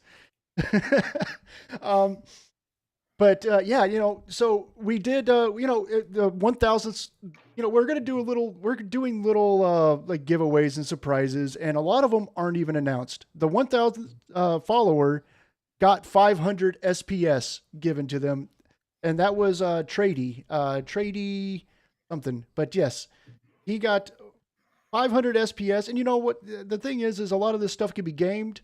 A lot of that stuff can be manipulated, and if there's money involved, people are going to figure out a way to do it. So we kind of like to surprise people with this kind of stuff. And, there's going to be a lot of that kind of stuff coming out. You never know if your next follow, your next request, your next clip of the week, your next whatever could be rewarded. We want to let everybody know we appreciate them there. Our faithful followers and viewers and audience members are the best. Actually, we have a town hall shout out too that has been redeemed. Bootops again. Man, this guy. That guy is the MVP. I gotta say, he's been there. He's the one who found Trady. I don't know actually how to pronounce it. That's why I couldn't remember it. Trady scope show. Trady show. Trady show. Yeah, like for show. Yes, but Bootops is the guy who found him. Bootops is around at almost every. I don't think he sleeps. He was a trivia winner this weekend too. This guy gets around. He is dedicated, and you deserve a shout out, Bootops, for. Yeah, that's like 2 weeks in a row. That's actually pretty hardcore. No, it wasn't. It was been about a month. It was before. It was before Labor Day. My timing sucks. Yeah, but I remember this is definitely time too. It is. All right, so we have a shout out. Is there a highlight reel that we're going through? Yes, we've got a clip of the week that was put in by Mosho Tun, and it is of Commander Baong, who again wins clip of the week. Where sometimes you open up a pack and you never know what you're gonna get, and what entails is what happened on his stream the other day. I also love this one. And another common card. Is this a legendary? Dude, it's shaking. It's shaking. It's shaking. It's shaking. It's shaking. No, it's not shaking. Don't fool yourself. It's a gold. Oh, this is my first gold Gladys card. Oh my god. Oh my god. It's a gold card. Mama, it's a gold card. Mama, it's a gold card, Mama. It's a gold Gladys card, Mama. It's a gold Gladys card.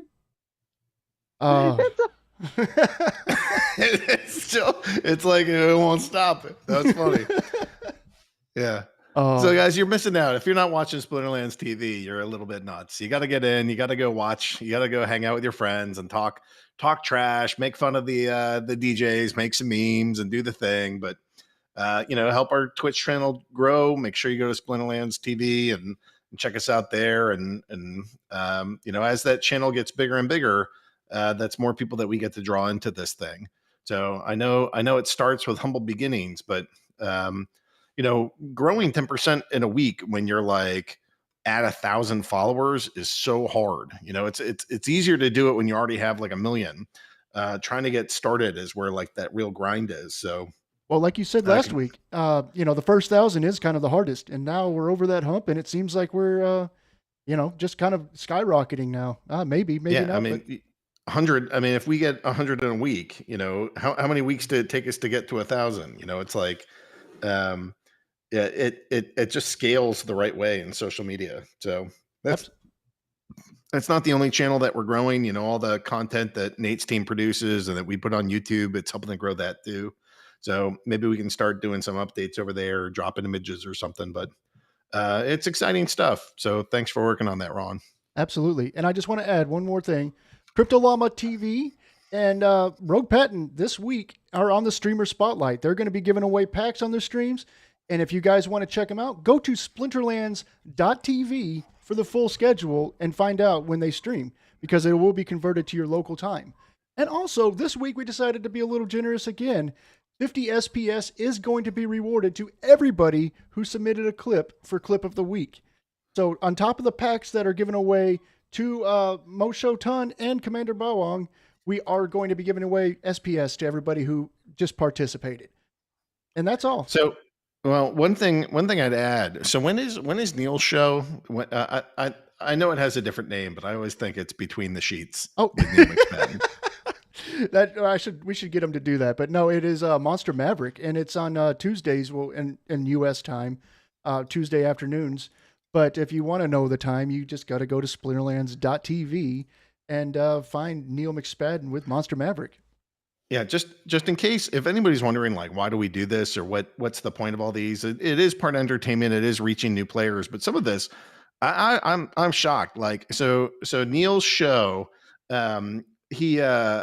we were at like something like I don't know, it's like 300 or 400 nodes that have sold from the time that Neil gave his sort of talk about them to now.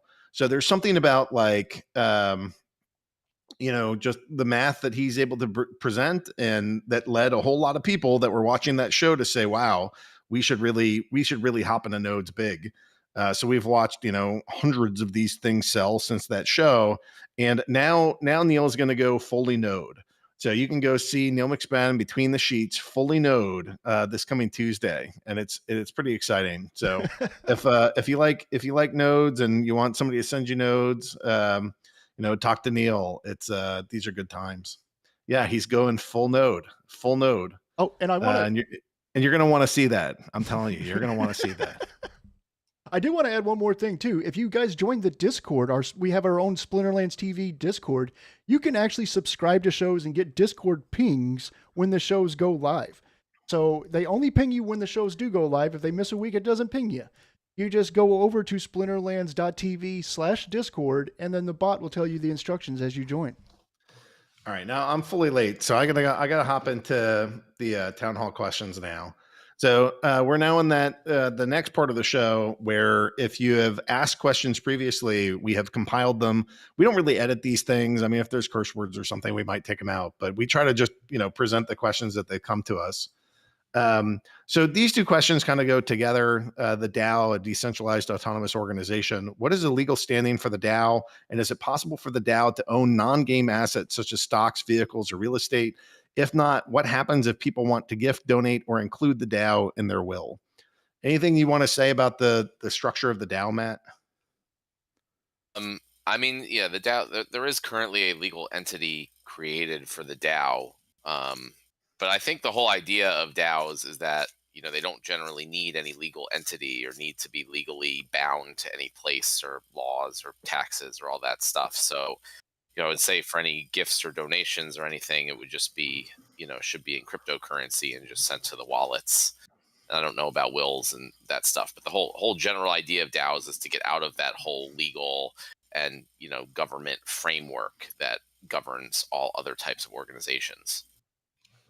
Economy. DEC PEG is failing because chaos packs aren't worth $4. Would you consider lowering their price to a more fair value to help DEC hold the peg? So no, and peg is not really the word. I know we say that, but like generally it's like just the value at which we accept DEC.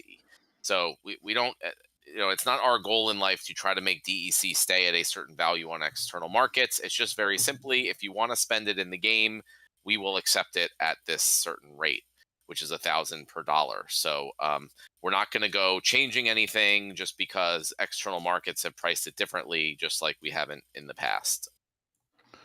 Yeah, and actually, you guys do get discounts right now. I mean, it's like, let me see what the current price is. I know it was a 20% discount earlier in the show. Yeah, it's still right around 20%. So if you want to go purchase a pack, you can get it for $3.20 right now. You would go buy, $3.20 worth of DEC and then put that towards your pack. And so that's a 20% discount. And if you're doing bulk purchases and putting in vouchers, you can get pretty substantial discounts right now.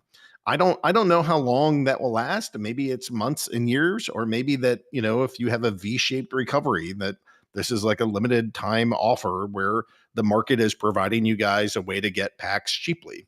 And so do your own research, make your own decisions. But for folks that want a position in Splinterlands, this is the cheapest that I've seen it in at least a year, since like the beginning of the white paper for SBS. It's been a while. So this is an opportunity. Okay, during the airdrop, DEC was printed at a far higher rate than designed, leading to mass inflation. Once the airdrops end, there will be no incentives to hold this, leading to massive sell pressure.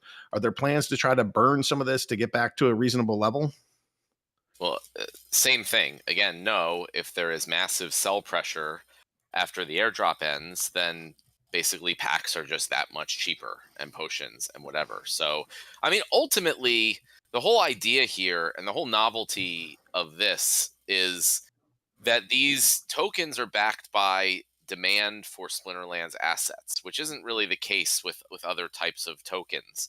So if you don't believe there is going to be ongoing demand for Splinterlands assets, then there won't be much value for the tokens. But otherwise, as long as people in the future are going to want to buy Chaos Legion packs, and then are going to want to buy Rift Watchers packs, and are going to want to buy whatever other packs come out after that, and other promotional things, that's what gives these tokens value. So if there is some big drop after the airdrop ends, there are also times in the market, like this is one of them, where the demand for this stuff goes down, right? That's just normal. As markets go down, people buy less stuff.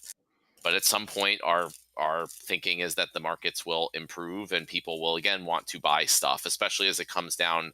Eventually, we will get to the end of Chaos Legion. We'll get to the last million packs.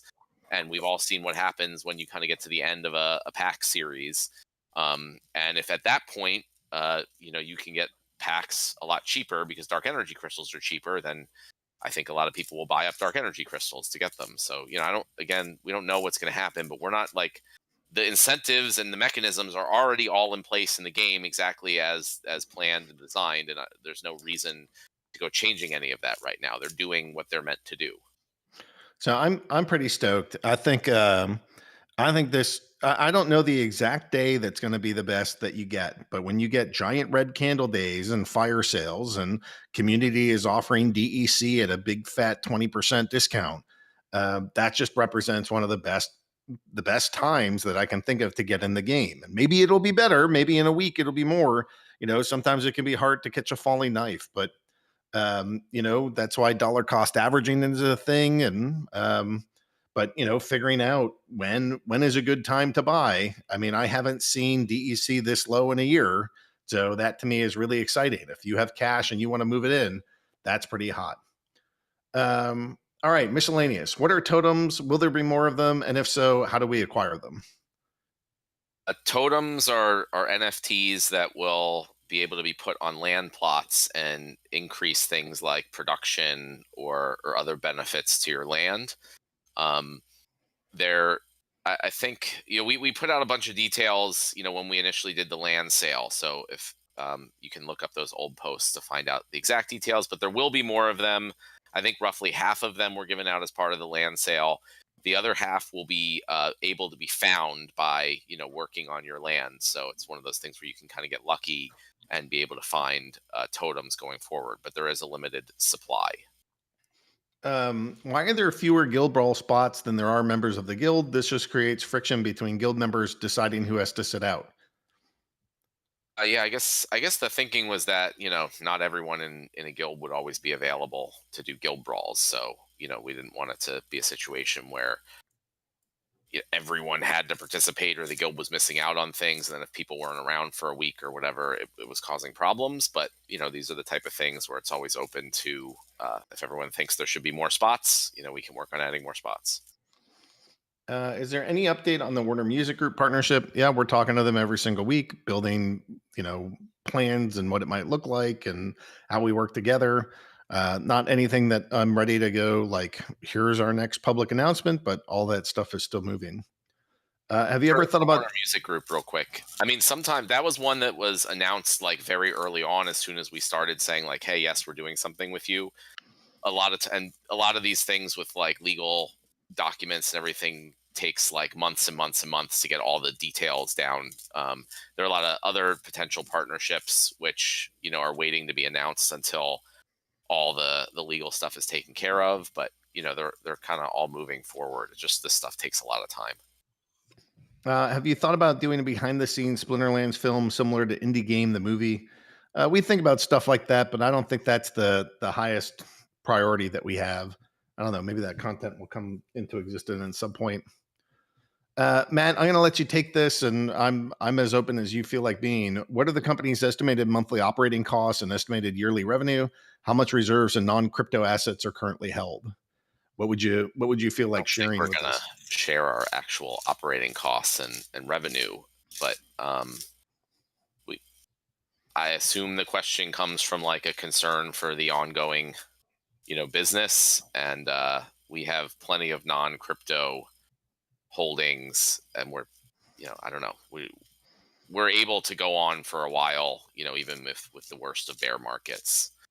You know, obviously if like things are really bad for a really long time, you know, then we have to start looking at potentially cutting costs, but otherwise like it's just, you know, full steam ahead for the time being. Yep.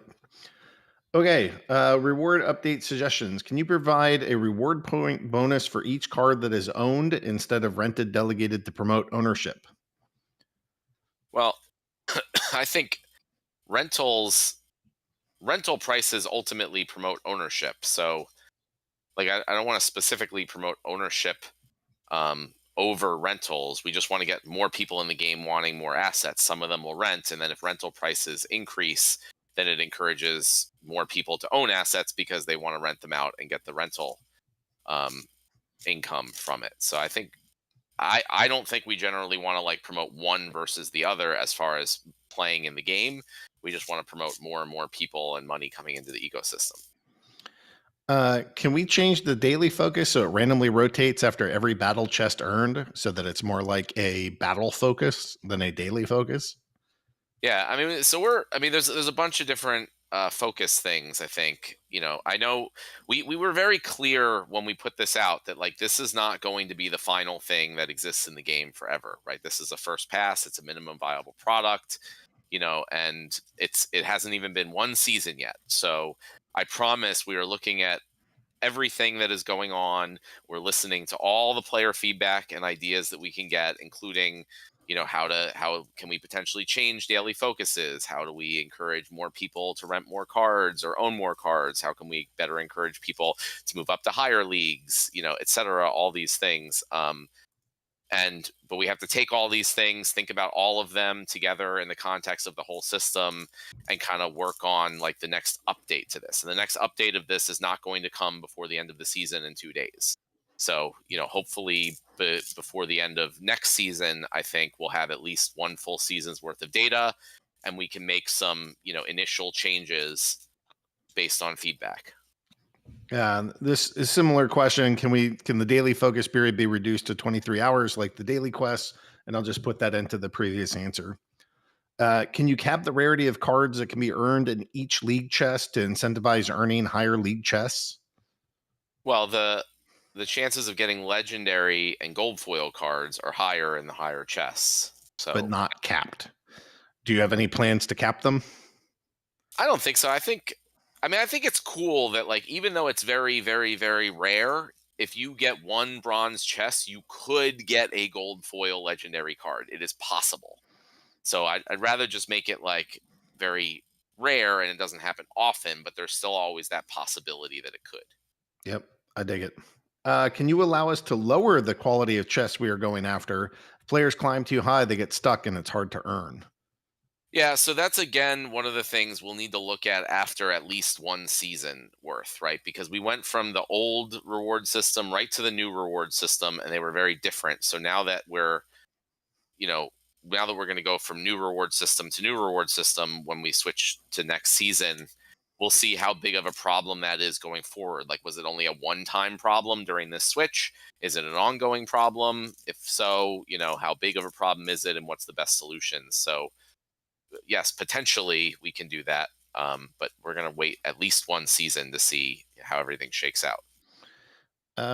Matt Two Castles Clark has a funny idea. Poison focus should include RP bonus based on total poison damage done over the match. You know, like having individual rule sets might be a funky thing that we can add in. I know that this is not an immediate, but just something like you get +1 melee on this day, and you get, you know, or for a battle or something. I could just see asymmetric, not evenly applied bonuses. Something like that might be interesting to explore. I don't want to get too much into it, but that just gave me that idea. Okay. So now we have 20 minutes left. Let's go plow into questions. So Bulldog, hit us up. These are now literally anything that anybody wants to ask. And I'm going to ask the questions that are coming in after Bulldogs, and we'll go from there. Can you please make Focus Grant bonus ECR instead of making it required? It's very hard and make it strategically impossible at high levels and forces a bad game decision of play to win or play to earn daily reward, taking away the strategy level at higher levels. So make Focus Grant bonus ECR instead of making it required. Thoughts on that? I forgot I muted myself. Yeah, I mean, overall, we're looking at the entire Focus system. I mean, and seeing we've gotten a lot of feedback, and I generally agree. Like, you shouldn't have to be like choosing between playing to win and playing to earn, but I don't know exactly what the solutions will be. Okay. Dishonesty is asking, please don't take this as a lack of confidence in the project. I trust you guys and hope we all get richer after this dip. Can you give us some details around your balance sheet? Do you guys have a healthy margin? Do you guys have any bad debt? I will be able to hold my assets in SPS till it goes to 0.001, but I'd like to know that SBL company will be there afterwards. Love you. Yeah, we're not going away anytime soon. It's large enough to keep our team here even without any sales for a while. Matt and I are both. Matt has been like a hardcore conservative financially since the very beginning, and I have been a little bit more reckless at times. But I came to see Matt's plan as a good one. When we did our budgeting, we said, okay, what is worst case scenario, and how much have we earned? How much is here? What's the worst case? Let's go build our budgets around that. So there's a lot of projects that are like, hey, we're in a bull market. This is what we're earning, and we're going to build our budget around bull market values.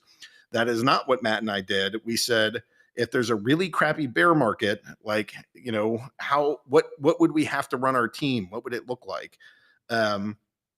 So, you know, this is a little bit worse than our worst projections, but so if it stays like this for a long time, then that's not good. But we'll see what this looks like for another month or two, and you know, there's nothing immediate that we have to do.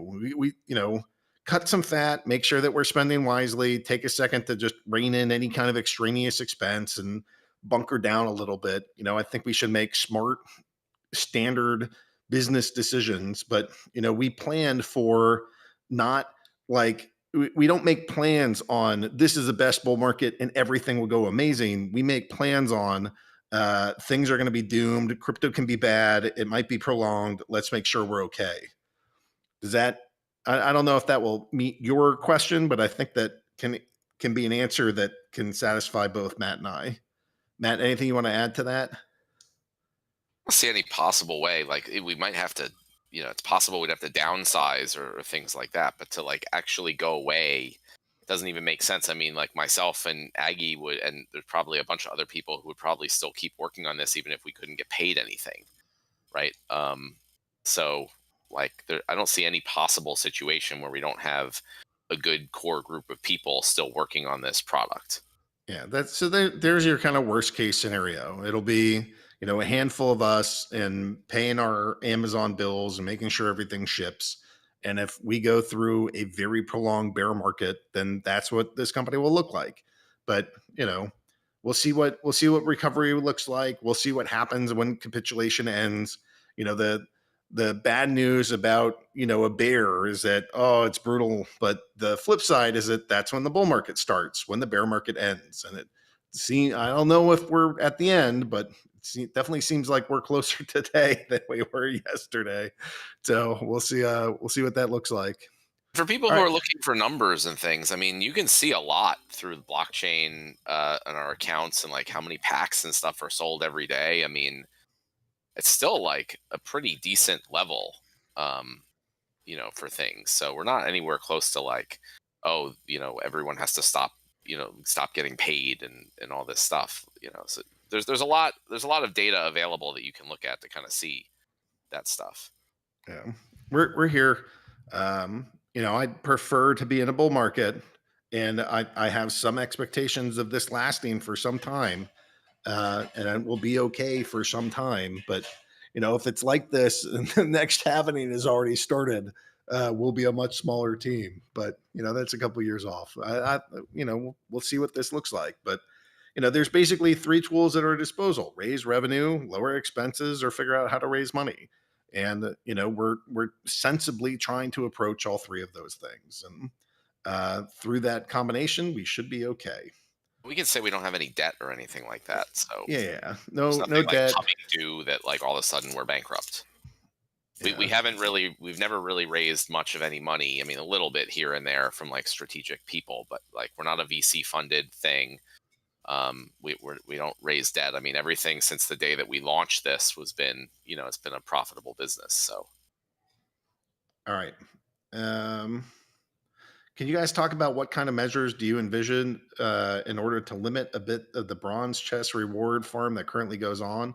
Talking about people making a new account and playing in diamond, earning tons of bronze chests, maybe limit the maximum rating from the R shares formula to cap of the next league. So R shares for bronze chests would allow maximum silver 1 rating in the formula.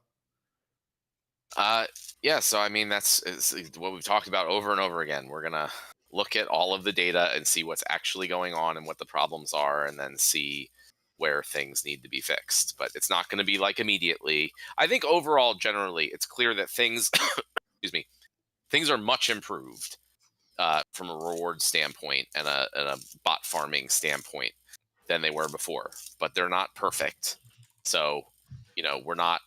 It's not like gonna take down the business or the economy in the next week type of thing. So it's like take our time, look at what's going on, and create a thoughtful, long-term, well built out solution to these things. Are you planning on filling in mana games between 61 and 98 mana? Please also discuss to spread the mana cap in bronze a bit. Well, I mean, we just recently increased the max from 50 to 60. And I think generally, I mean, there's not that many high mana cap cards in the game right now. So like when you have the 50 to 60 or 99 battles, I think we still need a lot more cards before it's makes sense to even increase the mana cap further. But I think one of the things with Rift Watchers is we are going to feature some more big 10 plus mana cost cards to sort of fill that in a little bit, and then as there are more cards available, it'll make sense to have an increased mana cap. Question suggestion: poison earthquake damage should damage all affected monsters at the same time, not one at a time. Scavenge is always an advantage for players on the top side, as damage always starts from player at the bottom. Yeah, no, that change has already been coded.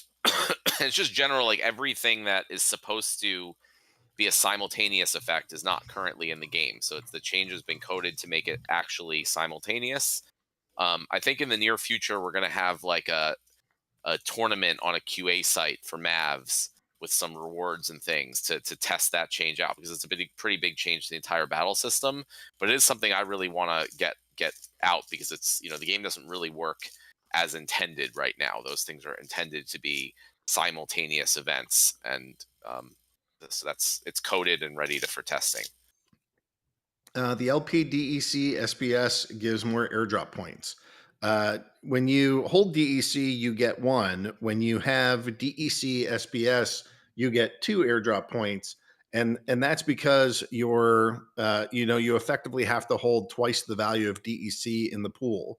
So it's not meant to be like drastically more. It's just meant to represent that it's not just the DEC. You have to supply the other half of the pool, and that's why that gets 2 airdrop points. When will the boss monsters come into the game? So boss monsters are going to be part of, we think this will be part of land. We have the non-card market is sort of land phase 0, and that's scheduled for this summer. And then we're going to start working on, or we have already been working on, but we'll be looking to implement the redemption process. So, we still have a couple steps before like land is up, running, and functioning, but I think boss monsters will be part of that. But we'll see. Maybe that's something that will get coded in earlier. We know that it's something that we want in here. Anything you want to add to that, Matt? I think that's it. Yeah, part of land. Okay. Any info when this mini town hall for brawls will happen? Be really nice to finally get the ball rolling on some improvements in brawls. I think that's a question for you, WeirdBeard. I'm not sure yet, to be honest. There's still a lot of stuff. We're planning on trying to get people in by the end of this week to be able to ask more brawl questions. So I'm not exactly sure if we would be able to answer that one. Okay. Well, WeirdBeard will get kind of a meeting going at some point. So we know you guys want it, and we'll get looking into that. Are there any updates on land, such as ideas that are being tossed around of how pieces of that system will work? Any kind of like overall strategic piece of land that you want to talk about, Matt?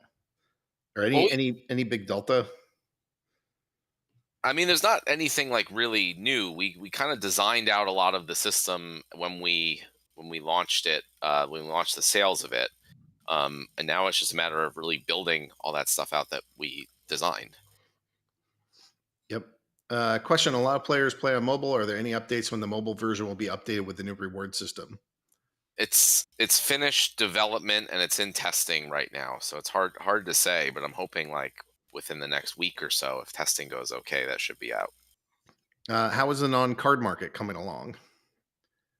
I don't have an update. I mean, that's more of a Richard thing. He's not here, but I know it's being worked on actively. Yep. Question: to incentivize people climbing into higher leagues, why not include card multiplier just like the DEC multiplier? People in Champion get 16 copies of a common card when opening one, getting 3 copies of legendary when opening one, something like this. We could. I mean, just in general, overall, like as I've said before, we have to look at everything in the system, see what is actually happening before we decide to make any of these changes.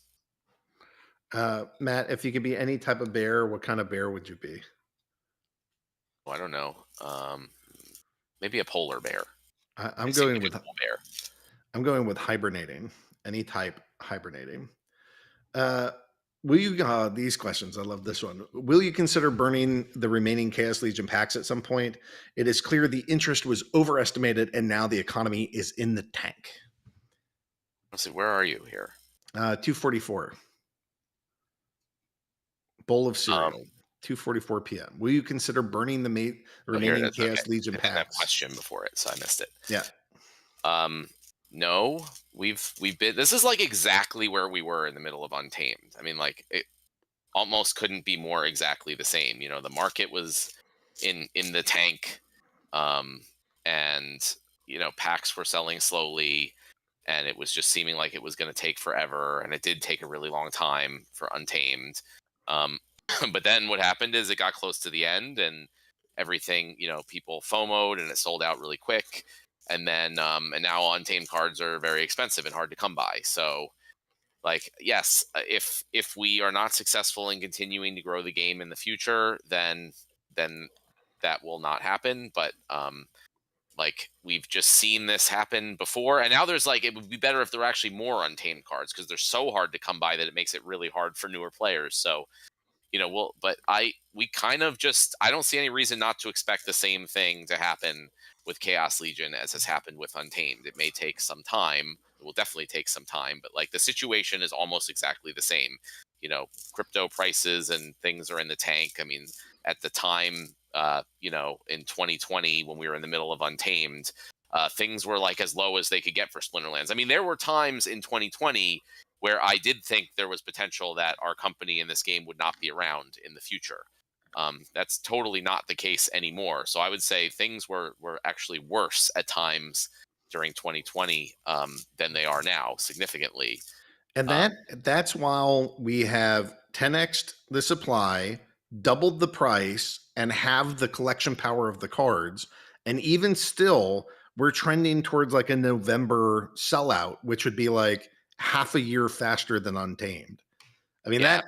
that's a ton to put into a new edition, and we're still pretty damn close. I mean, that to me is like so freaking bullish that even in the middle of all this stuff, we are like aggressively moving past, you know, the crap that we've seen, and we know we have some of these middle days to kind of get through. But I'm kind of stoked. You know, the fact that DEC is low means that there's like opportunity for people to start buying card packs at a discount, and the market's like providing you guys a discount. I think that will help us ship packs faster, and then if we can ship past packs faster, it's sooner till we get to the FOMO stage.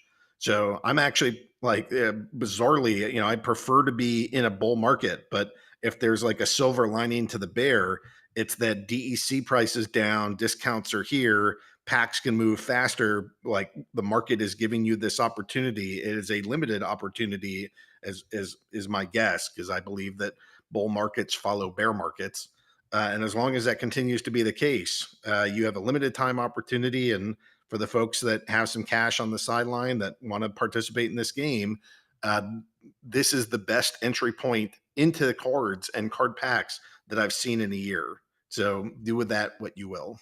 You make a good point about how like there's a lot of people talking about, oh, DEC is going to crash after the airdrop and whatever in price, and that may very well happen.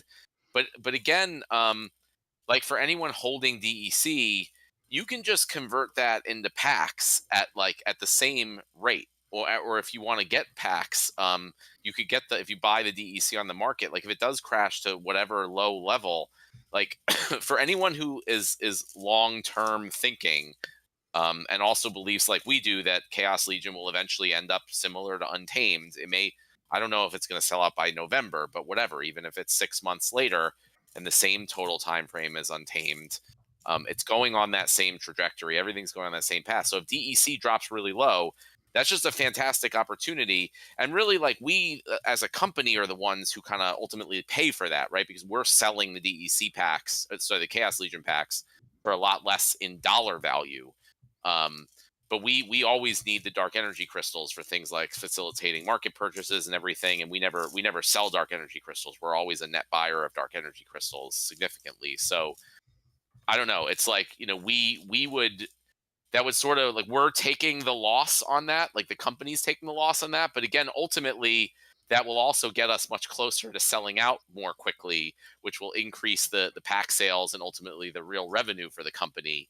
So it's like a short-term loss for what could be an incredibly lucrative position for both the company and players in the future, which is why you always just have to think long-term. There's lots of people, you know, analysts and people I follow that say the same thing. Like, you know, you have to have a low time preference. If you need money now, you are going to be making bad decisions.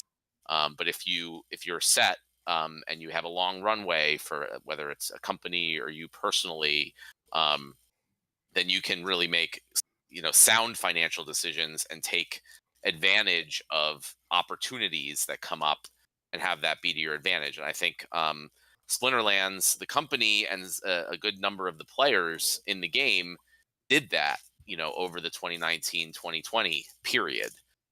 And, you know, even though we don't know what's going to happen in the future, this could potentially be one of those same opportunities again. Yeah, the guys that were buying 1 cent Untamed commons are happy. It was like just unreal. There was 1 cent alpha commons, you know. Yeah. So, you know, you can look with a short-term lens and cry your hearts out, and it's terrible. And if you're 100% invested, I get it. Yeah, I feel that way. You know, I hate owning crypto. I hate owning fiat. I try to keep as much crypto as I possibly can. I'm definitely like hurting in this. That's why I want to learn to sell better at the top so that I have more dry powder at the bottom. And that's sort of my journey with this. But for you guys that have dry powder, just God, what an exciting time! What a killer opportunity to get into crypto in a bigger way. All right, April Walls. Nope. Ada Peric at 246. Is there something on the development team's mind to push the leaderboard even further? Win specific reward cards only for those who stay on the board, for example. Yeah, leaderboard's one of the next things we're looking at in terms of an economy update. And then if ERC recovery pots are added, will the team limit the use to maybe one a day and priced more expensively? Are you still thinking about ERC recovery pots? Yeah, 100%. But we have to. That's why it's not just like a simple throw something out there. You know, it would be much more valuable to recover ECR in diamond than it is in bronze and things like that. So we have to design it well to work. Yep. Yeah. All right, that was the last question that I'm going to take. We're now at time. Matt, thanks for joining us. To the devs and to the new folks, thanks for being on here. Chatter and Nate. There's one more question which I actually like if you have a couple more minutes from Then Mega maybe I missed Markets right before you said no more Oh, questions. whoops! I didn't see that. Go for It's it. a good thing to talk about. So the question is, what will happen with the Splinterlands team's 100 employees when the game is fully decentralized in the future? And that's a super good question. So I personally am like very excited about the opportunity that DAOs, decentralized autonomous organizations, present, and how much more efficiently they can use capital and resources. And you know, that's a discussion I'm happy to have with anyone, but much too long for right now. So you know, our goal is to make it such that people don't have to ask on a call like, oh no, you know, do you guys have debt, or how much, you know, are you earning, and is the company going to be around? You know, it should just be like we use kind of the Hive blockchain as a great model. There's no company or organization that's in charge of it and running it. They have it's a DAO and they have a fund, and you know, people can submit proposals to do work, and they can get paid in tokens to do that work. And the token holders vote whether they want to fund different projects or not. And as like a long-term thing, my goal would be that our company is really just a contract development shop working for the SPS DAO. And so, you know, if players want new features in the game, like land or whatever it is, you know, our Splinterlands, the company, would put a proposal to build it. And we would say we need this amount of funds, you know, to build these features that the players want. And then the token holders can vote whether they would like to allocate the funds from the DAO to our company or not. And, you know, the hope and expectation is that, you know, we will be able to deliver good features efficiently, and the DAO would vote to pay us to do that. And that's how, you know, that's how we would fund our company. But it would also open it up for other potential shops or developers or whatever to make proposals to build even more things for the game, and it'd be up to ultimately the token holders to fund all that. Now this stuff is like very far into the future, but this is like in my mind what we're working towards. So like getting SPS validators is like the very first step, and ultimately every asset in the game will be run by similar validators and run by people running software all over the world anonymously. And then over time, we hope to grow the amount of resources in the DAO significantly, and then start to transition more and more things that happen in the game over to governance voting. And like we slowly over many years, hopefully get to that goal where this thing is like totally decentralized from every aspect. And you don't have to worry about whether our company is around or not. Because you could hire any contractors or developers to keep working on this thing and keeping it running. Yep, I can echo that. All right, guys. I think that's it for today. Thanks for being here. Mocking the previous speaker for the president. Go out, have a margarita, go to a kickboxing class, do what you need to do. Kind of vent that frustration out. It's a red candle day, and I know that it's a rough day. If you're fully invested, I'm sure it's horrifying and scary. But you know, as they said in The Crow, it can't rain all the time. So at some point there will be a break. What follows bear markets is bull markets, and bull markets tend to follow after a deep capitulation, which is potentially what we're seeing playing out right now. So. Hang in there, do what you need to do to go manage your stress and emotional mind. I'm sure people are losing tens of thousands, millions of dollars, and it's heartbreaking, but keep it together. Life is amazing. This game is fun. We're going to go keep building our community, keep building this project, and make some things that are really awesome. So thanks for being here. Thanks for working with us. And we'll be here next week. Same bad time, still doing these shows. So we'll see you next time, guys.